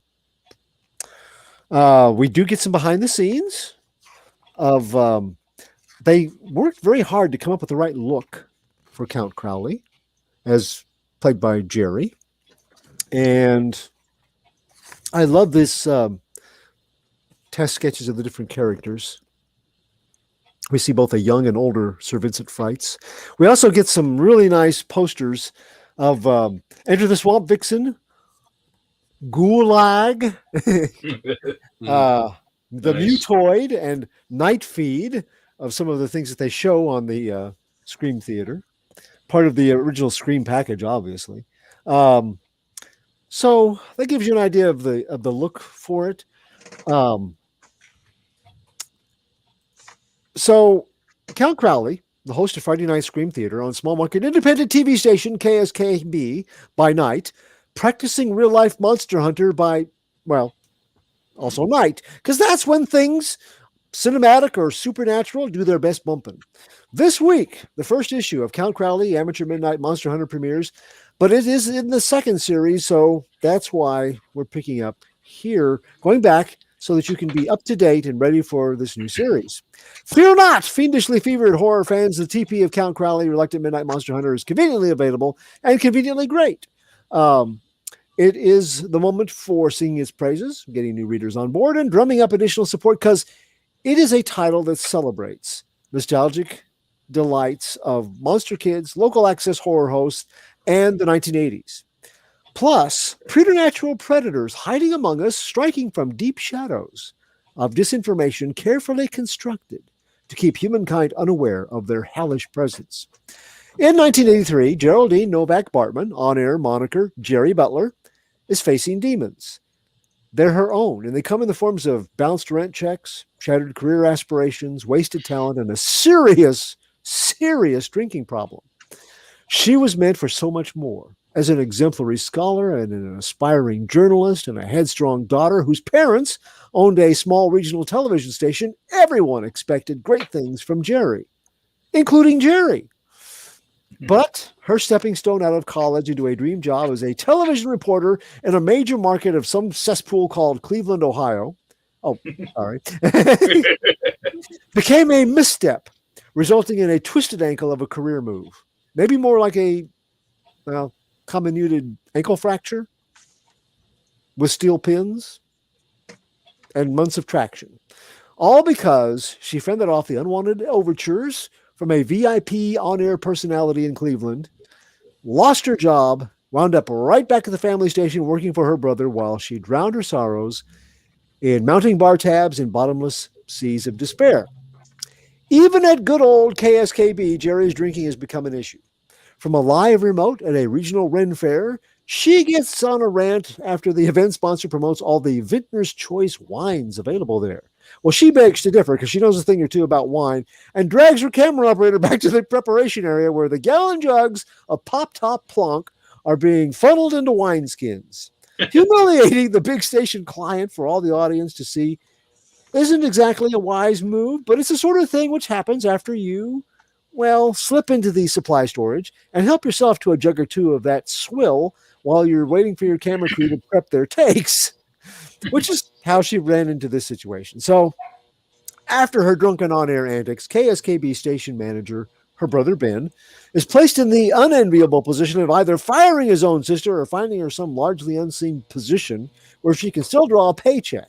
Luckily, there's just such an opening because the station needs a replacement for Count Crowley, host of the weekend horror movie show Friday Night Scream Theater. The employee who has been playing him since previous hosts Sir Vincent Fright's retired, Rich Barnes, has not bothered to come in to work for a couple of weeks, and all attempts at contacting him have been unsuccessful. Ben needs a replacement and quick because the Fright Show is one of their biggest sources of station revenue. And under the Count Crowley makeup, no one's likely to recognize Jerry. To Ben, it's a perfect solution in an important position, something that'll supply income while his sister gets some help. That's a plea he's been making regarding her addiction for some time. To Jerry, it comes out as just another face bitch slaps for a talented journalist on the ragged edge, now reduced to dressing in a stupid costume, introducing stupidly bad horror films to stupid viewers living in their stupid parents' basements. Against all odds, Jerry manages to show up for the live broadcast, slap together her own version of the Count Crowley attire, do a little makeup, and channel that frustration and smarmy charm into a fine, acerbic host performance. She makes fun of everybody. The audience, the film, herself, and the phones won't stop ringing. Some callers hate it. Most callers love it. And inquiries begin coming in from several new sponsors. Well, to top off an overall good first program, the new Count Crowley goes to her car, grabs her bottle, and Jerry finds herself confronted by a new fan, one who asks where Rich Barnes is, and why he hasn't called him back, and who then transforms into a werewolf. Jerry manages with luck to escape this ferocious creature, but soon, in fine Carl Kolchak style, her journalistic instincts begin uncovering a strange, incredible story of real supernatural creatures and their human victims. Tracking down the elderly Vincent Frights, Jerry learns that monsters are real, and that there have long been human agents called the Appointed, armed with arcane knowledge for the purpose of protecting mortals from their infernal forces. Frights was one of the Appointed, and when he became too old to carry on the cause, he passed the torch to the now disappeared Rich Barnes. Frights is certain that Barnes has been eliminated, meaning the last line of mankind's defense has finally been whittled away. Welcome to the end times. Jerry, however, believes that she can expose the truth and battle the monsters as she builds her story. Fright says that that's not possible because she's not a man. Only a man has the strength, intellect, and wherewithal to the Appointed, as it has ever been, as it will ever be, according to him. Well, Jerry calls BS on all that, and she solidifies her determination. She steals one of Fright's grimoires and confronts another creature that's begun stalking her, this one a zombie-like Karloff wannabe. I don't know whose sound that is in the background, but it's distracting. It's not mine, but let me go ahead and... Okay, so as the 4-issue progresses and her drinking gets in the way of her investigation, she begins attending AA, when Ben makes that a condition of her continued employment. In this way, with equal parts reluctance and stubborn determination, Jerry begins confronting monsters, the real ones, those who happen to be vampires and werewolves, and those found in addiction. The first series ends with an unexpected arrival in Jerry's AA group. The new series, Count Crowley, the Amateur Midnight Monster Hunter #1, picks up immediately thereafter. Now, the writer of Count Crowley books is David Dastmalchian, and in an era of comic book stunt scripting, Dastmalchian was one of the first celebrities I heard about writing comics. He's a talented character actor, and he's no stranger to superhero cinema. He played the villain Abracadabra in the Flash TV series, Dwight Pollard on the TV series Gotham. He is Kurt in the Ant-Man movies, and he was the Polka Dot Man in the Suicide Squad film. This comic series comes straight from his heart, from his love of horror films and comic books as a kid, and as a recovering alcoholic 17 years sober. In one interview that he shared the screen with members of the Dark Horse staff, and also he brought in the horror host that he watched growing up, Kansas City's own Crematia Mortem, played by radio, TV, and voiceover talent Roberta Solomon. And in describing how this project came about, and specifically the nostalgia and love of multiple media that he expresses through it, Dastmalchian had everyone on stage smiling. Sure, he's got heartfelt sentiment, but can he write, you ask? Yes, he can. Jerry is equal parts funny, tragic, and ferocious. Vincent Frights is a crotchety, stodgy, antiquated old monster fighter. And those monsters, they're scary, like the ones you feared as a kid, but also, like you, they have grown up and become more devious in their approach to hunting humans. This owes much to Desmatian's the way that he's established them. In the Count Crowley world, vampires are the chess players of the mystic set, while other creatures may be manipulated by them or even created to fill a need, probably as scapegoats for keeping the focus of the appointed off of vampires. The vamps have been responsible for a lot of pop culture misinformation designed to keep supernatural creatures safe from humans who think they've done their research. Holy water? Useless, especially in appointed monster conflicts. Fermented laguza from Galilee is much better. Wooden stakes? Ridiculous waste of time. Even zombies are a category falsely represented and much more complex, as well as having varying stages of development. This part of his world building makes it a much more foreboding, dangerous setting, adding overall punch with talons to his horror narrative. Ending each issue with a different comic book horror host analog setting up the coming issue is also a nice touch, and he has occasional fake comic book ad pages just to add to the fun. Desmatian's world building is good, and his characterization is strong, especially when it comes to our hero. In script shorthand, Jerry could be described as a cross between Carl Kolchak and Peter Vincent, Vampire Killer. Most writers and artists would have felt compelled to throw in some Elvira levels of attractiveness and corny commentary. Jerry is more. She's a flawed, imperfect, but highly talented and motivated woman, one with professional ethics, though they've been haunted and eroded by her past. Her drinking has tried to erode them. Her addiction afflicts her, it haunts her, it hurts her and everyone around her, but even at its worst, it never stops her. And Jerry may be jaded and sarcastic and caustic, but she cares about the truth and journalistic integrity. And she has intestinal fortitude that ill fate can't lessen and setbacks will not reduce. That's a good hero, and he does a good job of bringing her to life. Artist Lucas Kettner's work, which is, whether it's the painted covers conveying elements of the classic horror posters and publications or those interior pencils, delivers excellent horror storytelling. His cover work reminds me in some ways of Dan Brereton's work on Nocturnals. I got that vibe off of it, to at least some degree. Action sequences hang cinematically like freeze-framed shock moments, often delivered in half or full-page splashes. Unique angles used sparingly but for great effect reflect that horror genre in its panel arrangements. Close-ups in moments of terror, confusion, hurt, and confrontation crackle with a Mad Lab Tesla coil effect. Lauren Offa is the color artist, and Desmatian has said that he asked for someone in this role who captured the essence of Silver and Bronze Age monster comics hues. For me, Offa's done exactly that. Her underexposure effects for dark scenes like that one with Vincent Fright's room use shadow shallowly, just enough for glimpses of unidentified things clinging to corners and under furniture. They're probably harmless, mundane things, but how can you tell until you reach out and touch it, or until it maybe does the same to you?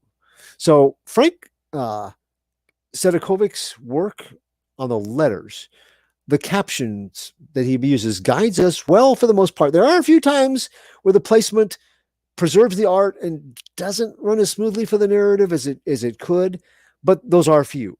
It's also understandable in a book like this with lots of action and monster madness that it's a shame to blot out those visuals, so you make concessions. His sound effect fonts are strong, placed in abundance, and they have a singular fun element. They make the sound of what they do. Or the action taken. When you get monsters that are pelted with garlic or turnip bulbs, there's pelt is the word. When a creature cries out in pain, it yowls. And the literalness of his work in these instances brings a smile, and they feel perfectly suited for a book with a soul submerged in B-movie horror and vintage monster comics. This title was one of my favorite reads of the year, straddling 2019-2020. In hindsight, I may not have given it even sufficient credit then. Monster kids with fond memories of horror hosts or of current monster kids catching their weekly shows of ongoing horror hosts, this book is produced by some of our own. For those wanting a sense of scary old comic book fun, you're home. And for those who like headstrong heroes who are smart but not always the best fighters, still clever and armed with banter sharp enough eventually to dust undead right alongside Buffy Summers, well, you have found the right midnight horror host. So my score for Count Crowley, the Reluctant Midnight Monster Hunter trade paperback, is 8.5 out of 10. Wow. That's yeah. Wow. You don't give those out a whole lot, buddy. I don't. In a collection like this, when I read it again, I just couldn't believe how good it held up, how good it was. So Eric's on fire, so I see that. I think he's trying to blow out the fire at the straw house across the road. But... There you go. Or he's blowing smoke up our. Never mind. We have some comments. JD Smith, digital artist, says the Count Crowley video promo Dark Horse released is great. It's great. Yeah. They've got behind it. I will look for that. And we have CKOEPP.com's owner, Cindy Cap. Good morning to those on the other side of the planet. Well, I'm glad you're here, Cindy. Mm-hmm. Cindy, also please go to Bear Publications and get a copy of her Animal Eye #1 comic. It's awesome. And that sounds like a good book, too. Lissy, it is. Eric needs to buy this stuff and get it. Or get it from the library. I remember the library. What? Pick up our Pony Express. If I gotta use a Dewey Decimal System to look something up, I just can't do it. You don't have to. No, it's simplified. It's simple. You don't have to do that anymore. It doesn't matter of availability because libraries here does not always have the books that you're looking for. Mm-hmm. Do you have a system like we have the Shawnee Trails library system? That's a system where you can look it up. Yeah. But the ones that are near me may not have that book. I might have to go across the city to get it. Or have to wait a couple of weeks until they could do whatever borrowing exchange. Right. Interlibrary loan, yeah. Right. Yeah. Here it's very fast. I mean, I put in the request and 2 days later I had it. I don't know what it's like up there, but it's a different system. But it's really come a long way in the last few years to be faster. Mm-hmm. Yeah. So definitely check out your public library. I mean, when we moved here, before I found a comic shop I liked, I was going to the library like twice a week and pulling out graphic novels. Mm-hmm. And discovering a whole lot of really cool stuff. So, and like Clyde said, it's free. So definitely give that a shot. Advantage to me of having one 2 blocks away, just never took advantage of it. Yeah. I'll tell you something even worse, Joe. Before we moved into this house, we lived right next door to the library. I never went in. But I'll tell you what, it did have a Pokestop there, so I'd open up my phone. Hey, at our library, I mean, we've got an open where you can come in and basically you can get Wi-Fi, hook up to the Wi-Fi outside 24/7. And there's always cars there, not big crowd, but there's always somebody there doing that kind of stuff, online stuff too. So, yep. Nothing unusual. And yes, it does sound like a good book, Lissy. And Clyde, where does Clyde find these off the wall gems? Now they find them for you, don't they? Sometimes it's by doing reviews. We get exposed to other things that I normally wouldn't read. But really, after you lock in on Twitter, I follow everybody stuff like this that I like. Desmoshian is an actor, obviously, quite a celebrity in his own right. So I started following him, and months ago I saw, boom, here it was coming. So I put in my advance order, and but following a bunch of those folks on Twitter is a good way to kind of keep your finger on the pulse. I have found. Mm-hmm. That's cool. And Donna Carlene says, okay, he made it creepy. Cool. What greater praise can we hope for, Clyde? And Leslie says, I'm going to go to the library soon. Audiobooks are great for rehabbing with an implant. That's true. Yeah. That's true. Yeah. Good idea. And I'll see if we have comics or if they'll order it. And Carl Wisman says, cool, Leslie, I hope that's going well for you. Yeah. Hope everything is working out for you, hon. And thanks, Carl. Tomorrow is activation day. Real excited for that, even with the work that's ahead. Yeah, because they got to calibrate the thing, but there's all kinds of things you can do. I'm glad you're getting that, Lizzie. Thank you very much for laying us in on that. So, and yay, says Carl Witzman. Yay! Huzzah. So we have caught up with the comments now. Does anybody have anything to discuss this week? I think we did all the discussing earlier. Yeah, I wish Rodman would have been here so I could argue with him about the exclamation points. Well, no, you can argue with me because I grew up with exclamation points in every damn word balloon. And I still in a word balloon, yes, because you're emphasizing a sentence. Right. When you use a special effect, a sound effect, that is already doing the emphasizing. You don't need to re-emphasize it with the exclamation point. I mean, does that really need a? Oh, that's so sedate, though. Good exclamation point would set that off just perfectly. You know what I'm saying? There's two different schools on that. Some people, it's mixed bag. Some people like that one's in a word balloon. It's got right. It's right. fine. Yeah, but he goes by that. When you guys had talked about that, I started looking through this. I'm like, he basically follows that. If it's in a word balloon, if it's somebody screaming, yeah. If it's outside, outside any sort of a confinement, he generally does not use it. So that's true. That's true. And we have a quote here. When Rodman is gone, the show ends on time. Because we don't have to take breaks for the wheezing. That's right. I did pick up a nice little bit of nostalgia this week. Did you ever? And what does it look like? What does it look like? Does it have shark repellent? It should. It absolutely should. But we got our villain cards here. Nice. It's not complete, but it was very, very inexpensive because I'm sure they made tons of them. Board. Yeah, and here's our game board. Nice. So that was my little bit of nostalgic happiness this week. Lovely. Where'd you get that? Actually, one of my friends at the library. We're all heading down there now. No, she sent me. She knows stuff that I get. So she, I guess she's part of like a selling group on Facebook, local selling group. Okay. And so she sent me a thing going, I don't know if you'd be interested in this or not. And I checked its price, and it was very little. And I looked out, and saw how much it would cost. Like if I got it at other places, there's a lot more. But it was the best $10 I spent this week, I think. Oh, nice. Oh, damn. Yeah. I have a question about libraries. Do they still have newspapers on sticks? Yep. Yeah, cool. Ours does. Yeah. And on microfiche, if you want to go back to look at something from years previous. Yep. Yeah, I know that a number of collectors. I remember Jerry Bales, who created like Alter Ego and Kappa Alpha and stuff. He's the father of modern comics fandom.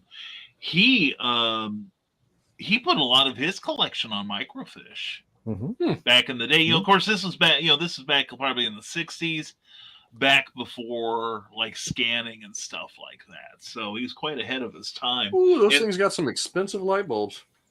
Oh yeah, that's true. That's true. And sometimes on places like Comic Books Plus, you'll see occasionally that somebody has scanned their microfiche and put them up online, which is better than nothing. So, Eric, how far along are we on our printing project? Printing? What? Printing project.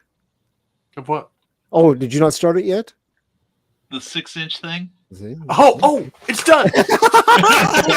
I'll be back to make sure it finished, and hope I didn't run out of resin. Thank you for reminding me. Well, you're welcome. Because that's happened a couple times. I mean, I've been on a show on Thursday night, and I've been printing something, and next morning I wake up, oh crap! I hope that wasn't what was making the noise, because I'm like, I hate to. No, I was muted. I don't know what that was. Okay. I even said I'm muted, but of course you couldn't hear me. But I do that a lot. I shall return. I won't be able to bring it down right away because I got to soak it in alcohol and stuff. But yeah, you guys go ahead. I'll be right back. I frequently have to soak myself in alcohol too, so I understand. I empathize with it. So, especially on Friday nights in Uncle Carl's room. Cindy Kemp says exclamation points are important, and she uses one to great effect, but not when overused. And she uses one to great effect. When everything is ever emphasized, nothing is emphasized. And that's right. That's exactly. Right. And tonight's episode is brought to you by the library. The library. That's right. Go into your local library, visit the place. They've got all kinds of wonders. They really do. But no, for those who don't know, comic books, like if you read old comic books up until about like the I think it's like the late 70s, early 80s, a lot of them overused exclamation points, but they had to, because the printing on comics was so bad. How bad was it, Brian? It was so bad that periods would often drop out, and so they put the shut up, Joe. And sometimes And sometimes I can see that I heard the gears turning, so I was like, no, we'll stop this right now. But no, it was to make sure that you saw that the sentence came to an end. But like I said, comic book printing was notoriously horrible. That's why you will never see anyone in comics named, or you shouldn't see anyone in comics named Clint Flicker. Okay, we'll leave it at that. Yeah, there were certain words that were avoided just because if they had any kind of seepage of ink, you could come up with some words that the Comics Code Authority would not be appreciative of.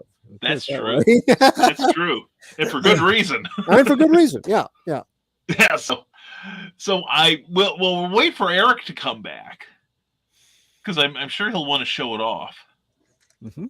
Yeah, you guys are in for a treat. If it's done, it was cool. That looks handsome. I did misread it as 6 feet. I was like, holy cats, how big of a printer does he have? I was saying the same thing. It's like, is this the size of like a teleporter? What the hell? I have to stop and think about the one hash marker too. So yeah, I get that too. Yeah, what happens is we've got threads that we keep on Facebook where we do talk to each other constantly, all 5 of us, and give each other information and a little bit of hell every now and then. And Eric showed us this picture of the thing that his 3D printer is working on, and Clyde and I both apparently can't read. So, we jump to conclusions. Oh, no, I've quickly. And it's a walkthrough. Thank you, Cindy. Gotta move fast. Yeah. Well, I've got a friend on the Monster, one of the Monster sites on Facebook that he does these. I guess maybe they're in sections, or maybe he does it. Maybe he casts them a different way. I don't know. He does people do it in sections. Well, he does He does life size. He's got 4 life size creatures from the Black Lagoon. Ooh. In his room. So it's not impossible, I guess. Yeah. If that's the system that he uses, but he's got some of them that are just blank, and then some of them that are very nicely painted up. Wow. So it makes me think it's some kind of resin work. It's got to be. I just wonder how much resin goes into something like that. But then again, if you did it like hollow inside, rather than a solid thing, you could possibly lift the damn thing. Yeah, exactly. Yeah. Oh, there he is. There he is. Well, I shouldn't talk to him until he gets his headphones on. What's the good word, Eric? Now he's unmuted. Yes. A drum roll, please. Oh, yeah. Oh, that is a work of art, Eric. Nice. I didn't design it. I just printed it. You found it. Yeah. Give yourself some credit. Yeah. Yeah. He's gonna be so easy to paint. Will he? Will he with the shading, with the appropriate shading? Will he really? Yes. Okay. Yes. I'll use a blue wash to emphasize the shadows and stuff. Yeah. Oh, there nice. You go. Just like in the comic. And Cindy Kemp goes, "Wow." Woo! And Leslie says, "Is it a cryptid page like Universal Monsters, Clyde?" It is actually. I'll be back. Okay. Raymond there's a fellow named Raymond Castile, and he has a Basement of Horror YouTube site, and he's also got a page on Facebook. And there are several kind of offshoots from him that are vintage monster toys, collectibles, collectors, things like that. And it's one of those. In fact. Let's see. I'll see if I can't send it over Facebook, post it on my site, and I give shouts out to it quite often. So it's easy to find. If you look at Raymond Castile's Basement of Horror or Raymond Castile on Facebook, it'll lead you. He posts from them all the time or onto them all the time. It'll lead you straight to them. So. Okay, excellent. Good question, Lissy. Thank you very much. So while we wait for Eric to come back. And wait. Again. Because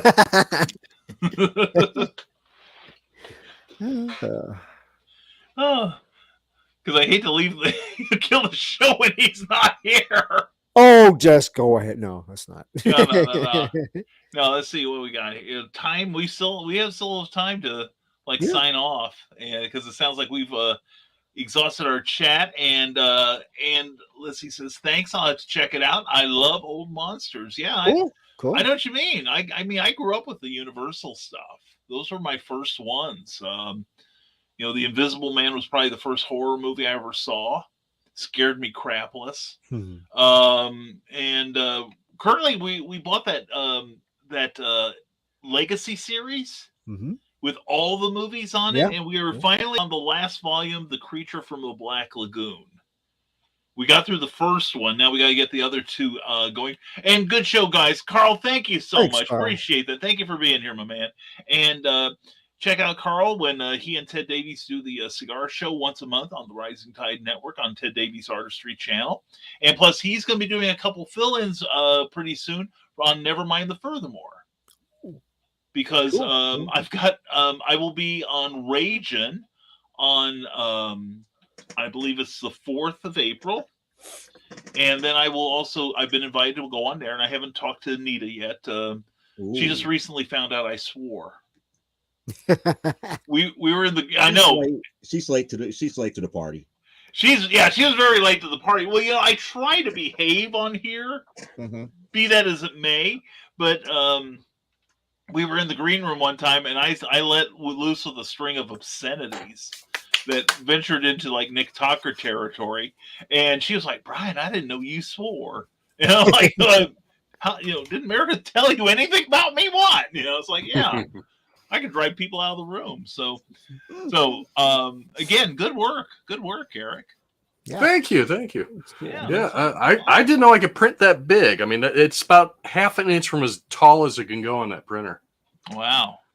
So I did design the base that goes with it because I didn't like the base that came with it. Okay. So I made it because it was a base. It was like a little brick base with a plant and a table. No! So what'd you change it to? What's it going to be? A crescent moon. I thought so. Yeah, makes perfect sense. Yeah, that was easy to design. So. That's genius. That's genius. Now, Cindy Kemp has a statement here. A discussion in another writer group about fanfic. It's considered fair use derivative work if you don't try to make money. I will say that technically it's not. It's still a copyright and trademark violation. It's just that a lot of times the companies turn a blind eye to it because it's just not worth going after. But some don't. But some don't. That's true. I know that George Lucas, for the longest time, didn't want any fan fiction for Star Wars. Back in the previous universe, and I know that was it J.K. Rowling? I think it's J.K. Rowling for a good long time didn't want any Harry Potter, and they were quite aggressive about it. But the key thing about this is reproduction does not always equate to money. That's the key thing. Copyright violation is really about reproduction or reuse of IP as opposed to, I did this and now I can make money off of it. It's like, no, the simple fact that you're using somebody else's idea and reproducing it in a different form and fashion without their permission is the actual key thing in legal terms. All right. That's true. You get in trouble. That's true. And the copyright.gov has a page on what's called fair use, and there are 4 tenets to it that you don't have to hit them all. If you hit like 75% of them, you're probably in good standing. But the worst that a lot of fanfic will get is like a cease and desist order. It's just a letter saying please don't do it. That Moon Knight, yes, I got that from a Patreon. This guy designs all kinds of Marvel, usually Marvel minis. I scaled that one up quite a bit. They're for like miniature games, but of course they're not licensed. In fact, that is called Mr. Tuxedo. I forget what the cable was called. It was some kind of clever name. None of them use the actual name of the characters. So when Marvel and Disney are searching for this stuff, they can't find it. And they do have people that work for Disney and Warner's that their job all day is to go online and look for this stuff. So yep. And sometimes isn't that true, Eric? Yep.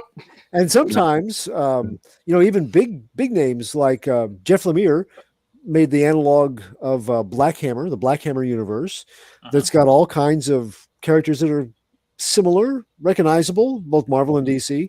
Mm. And he and DC have a good working relationship. But when he made Dr. Star in the Saga of Forgotten Tomorrows, I think it was called, Yeah. and it's a very much Starman, classic Starman story. It's a beautiful story.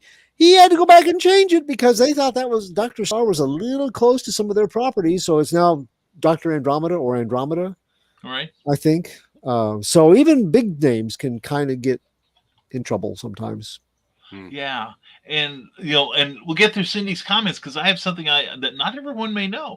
And let me say this real quick. If you want more information about fair use and everything, go back and watch the episode of From the Desk of the Small Press Publisher called "A Few Good Thoughts," where we had Mr. right up here doing the Brian Rodman. Watch where you're poking there. All right. Ooh, you're definitely back next week, Joe. Oh, but yeah, that was a good show. Definitely check out that episode. We had a good time, and I think we gave a lot of good information. Cindy Kemp says, I took a copyright course for work. They took a much stricter line. I work as a tech writer from a bank. They won't come after you is not equal to it's okay to do it. That's exactly. That's in fact, I think when we did the show together, Joe, we had somebody that was arguing that, well, if they're not going after you, then it's not a crime. No, it still is. Still a crime. Sorry? You will eventually get caught. Oh, yeah.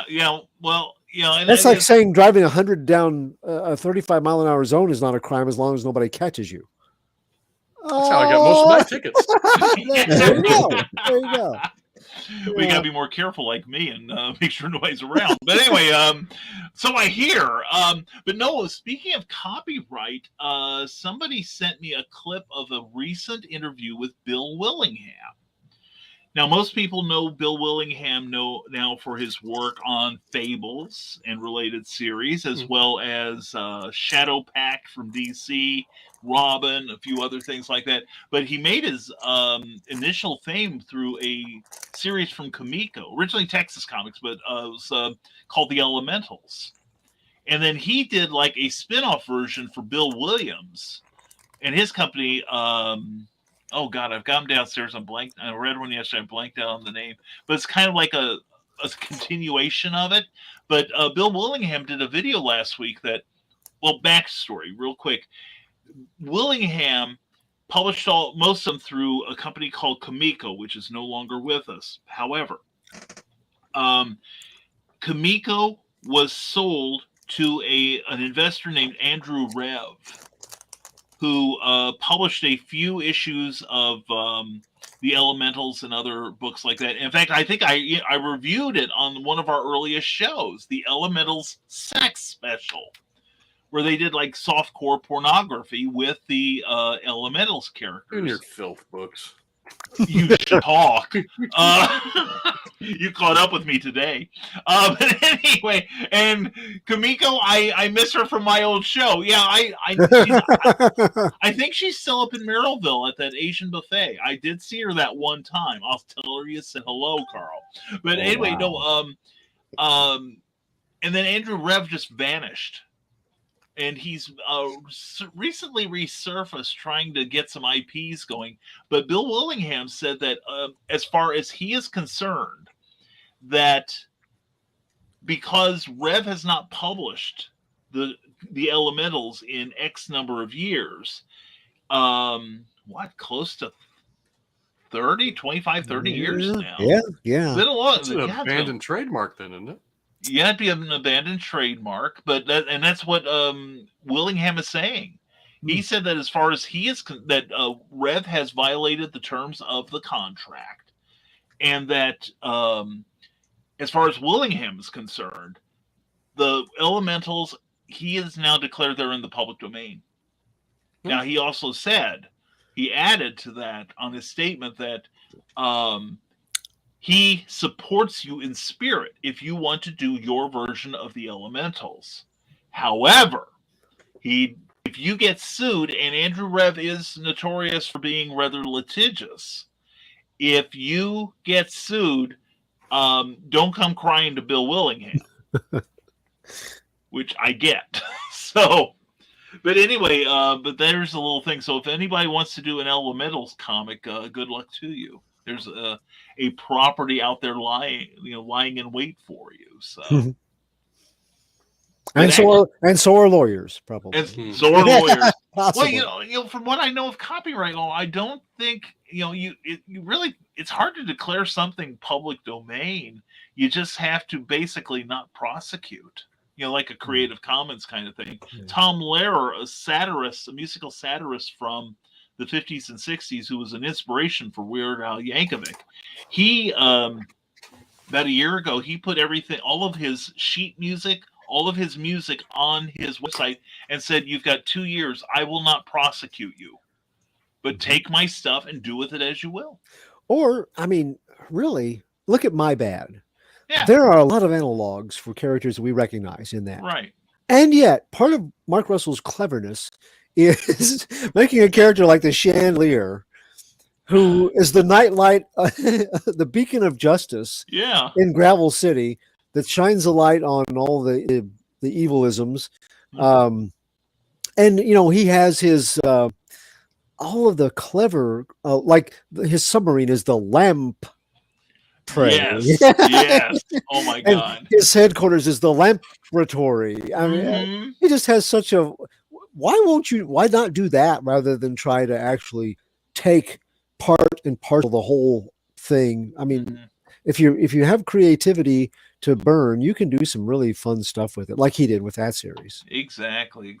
Or go with a public domain character or use it to inspire something new. Yeah. And Carl Wisman says, yes, parody is covered under copyright. So is commentary as well. So, if you use it for educational purposes, then it is fair game. But again, keep in mind that you can be sued for any reason.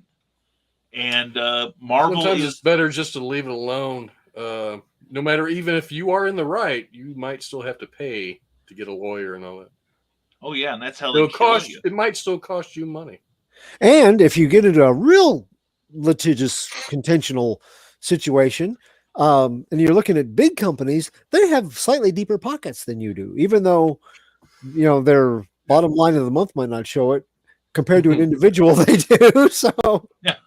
Well, and I know of one publisher, I'm honor bound not to say who it is, who wanted to do the Victor Fox version of the Blue Beetle, who is in the public domain, because of how the copyright laws were at that time.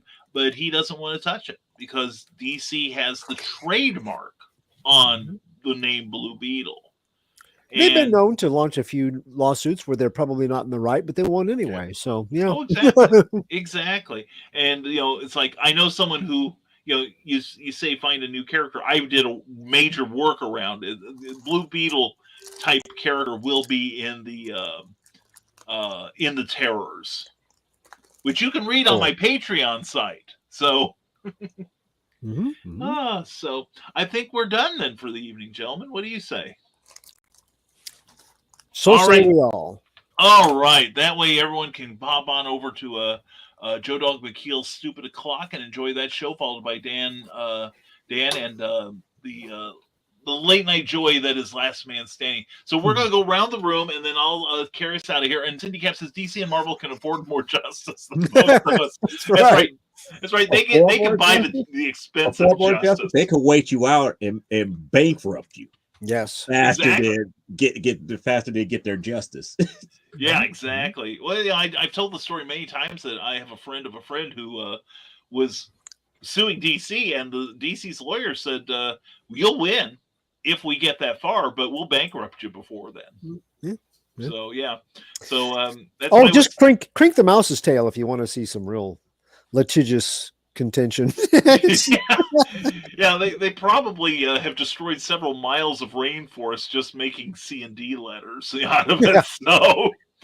And also one more thing, and then we'll move on. But at some of the larger conventions, the lawyers from DC and Marvel have literally reams of these C and D letters, and they just walk up and down the aisles, and they see it. They see your name, they put it on a piece of paper, they sign it and said, "Okay, here's your cease and desist letter. Take that down now." So they're a bunch of killjoys. But anyway, Cindy, good comments. I appreciate that. And just remember, it is, and Disney goes after schools for using educational use aids. And that's true. Yeah. There's also a story of a few years ago that some daycare center had painted Disney characters in one of their rooms, and they put it on their website, and Disney went after them. And who came to the rescue? Warner Brothers. Oh, there you go. Yeah, that's right. I forgot. They could have a happy ending to it. Just you have to go through a lot of baloney. Wasn't an adult daycare, Clyde. You're thinking massage parlor. It could be. It could be. What? Give Brian and I some hope. Why don't you? Please. That's right, my God. Yeah. We've got that rated M up in Clyde's corner for a reason, we paid for it. Let's use it. That's right. So tell you what, speaking of Clyde, let's go around the room here, and Clyde, tell everybody where they can keep up with your amazing exploits, please. All right. Well, you can find me as a contributing writer at several online comic book review sites. Mention some of them tonight. Comics Bookcase is one of them, www.comicsbookcase.com. I do a monthly contribution to Doom Rocket, www.doomrocket.com. If you liked what I did tonight with the original Count Crowley series, I am doing a review this month of Count Crowley #1, Volume 2 over at Doom Rocket. I'm also a contributing writer at Stormgate Press, with work appearing in their anthology series, Pulp Realities 1, 2, and 3, and some more projects that will be coming out through Stormgate this year that I have been responsible for. And on Thursdays, one of my high points of the week is hanging out with these guys on Comic Book Spectrum as part of the Rising Tide Broadcast Network. And is our highlight too. Thank you so much, Clyde. And now coming up next is Eric S. Hawkins, the Pro Slayer. And how can people follow you, Eric? Well, you can find me on any social media. Just look up my name, or on Twitter, ES_Hawkins. I'm under Facebook as Eric Hawkins, Eric Scott Hawkins, Stone Door Studios. Zombie for World of Oz. Zombie for World of Oz #4 launches April 4th. I dropped the link for the pre-sign up in the chat. It's going to be another 40 pages. Then the trade paperback of the first 3 will be coming out as well. I've already got that up to 111 pages, but there's going to be even more. So beautiful. It's going to round out about 120 pages. So looking forward to that, and I hope the campaign goes well. And because anytime you launch a campaign, you get a little worried, but they've all gone well so far. So I'm going to try not to worry, but I will still. Mm-hmm. But that's where you can find me. Excellent. Well, I'll worry with you. I'll help you on that. So as always, thanks. Thank you, Eric. And now Joe D. McFee, tell us how to keep up with you. You can keep up with me by that link right there, that link tree link right there, linktr.ee/silvolt is the fastest way to get in contact with me via social media, whether it be Facebook, YouTube, DeviantArt, the company page, whatever you need to contact me at, it will have it there. Just to mention, and this is going to be kind of like a secret. This week on from the Desolate Small Press Publisher, we're going to go inside of creating a crowdfunding page. Why? Ooh. Because episode 7 is going to hit probably late May. Yeah. So that campaign is going to happen sooner than later. That's right, folks. Knowing how obedient and there's going to be some new things to talk about as well, but it's going to be a little bit of behind the scenes because there's going to be things that I'm going to be working on, and I think people need to get beyond the myth of why crowdfunding is not as easy as what people think. I think we can get an amen from anyone who's ever done that. So that's awesome. And don't forget Saturday nights. Definitely check out Joe on the show. Thank you so much, Joe, for being here tonight. Appreciate you as always. Not a problem. All right. Yes, definitely check them out from the Small Press Publisher every Saturday night, part of the Rising Tide Broadcasting Network.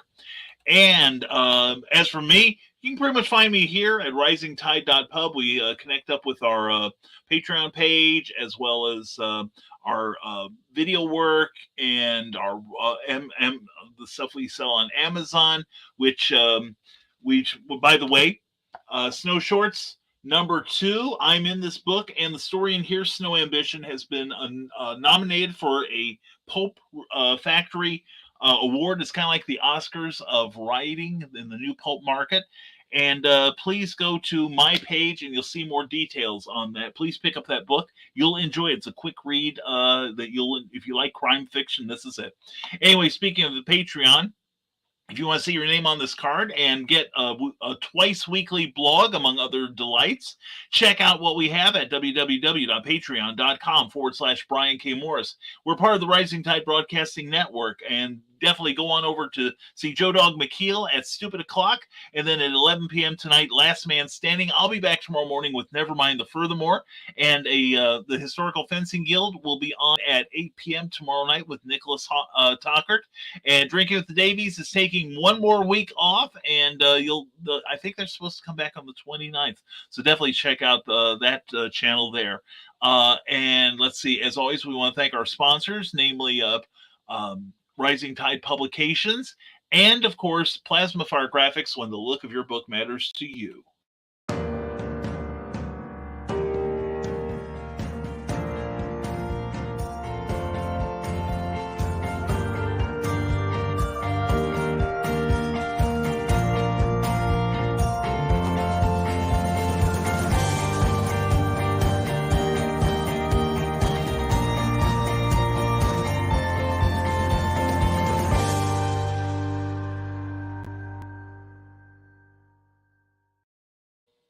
You've got a great story that you've just written. You've got a great comic book that you've just created. You want a great cover to help sell that thing. That's where Jeffrey Hayes and Plasma Fire Graphics come in. Check out their page on Facebook and check out the plasmafiregraphics.com page, and then inquire about the indie creator friendly pricing there. You're gonna marvel. You may even DC at the really great work that Jeffrey Hayes does at Plasma Fire Graphics. Plasma Fire Graphics, when the look of your book matters to you, because it definitely matters to your readers.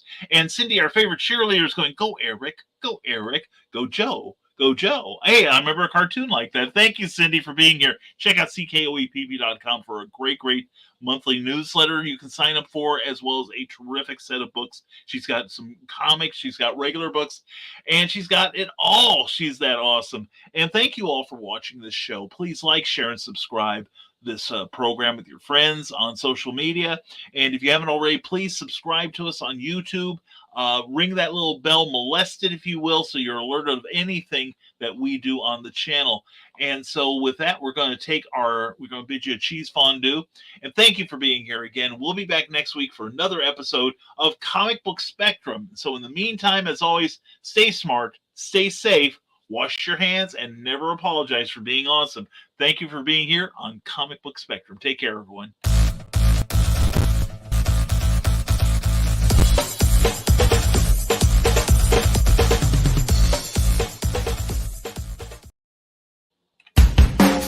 Thank you for watching Comic Book Spectrum, a Rising Tide Broadcast Network production. Please join us next week for another look at comics, past, present, and future. If you enjoyed this, please give the show a like and be sure to subscribe and share it with your friends. To receive our free monthly newsletter, go to www.risingtide.pub and be sure to give the Rising Tide Broadcast Network page on Facebook a like in order to receive news about upcoming shows, including Clever Title Pending, Stupid O'Clock, Clever as Hail, Comics Chaos and Sass, Tidbits and Scribbles, the Historical Fencing Guild, and Nevermind the Furthermore. See you next week.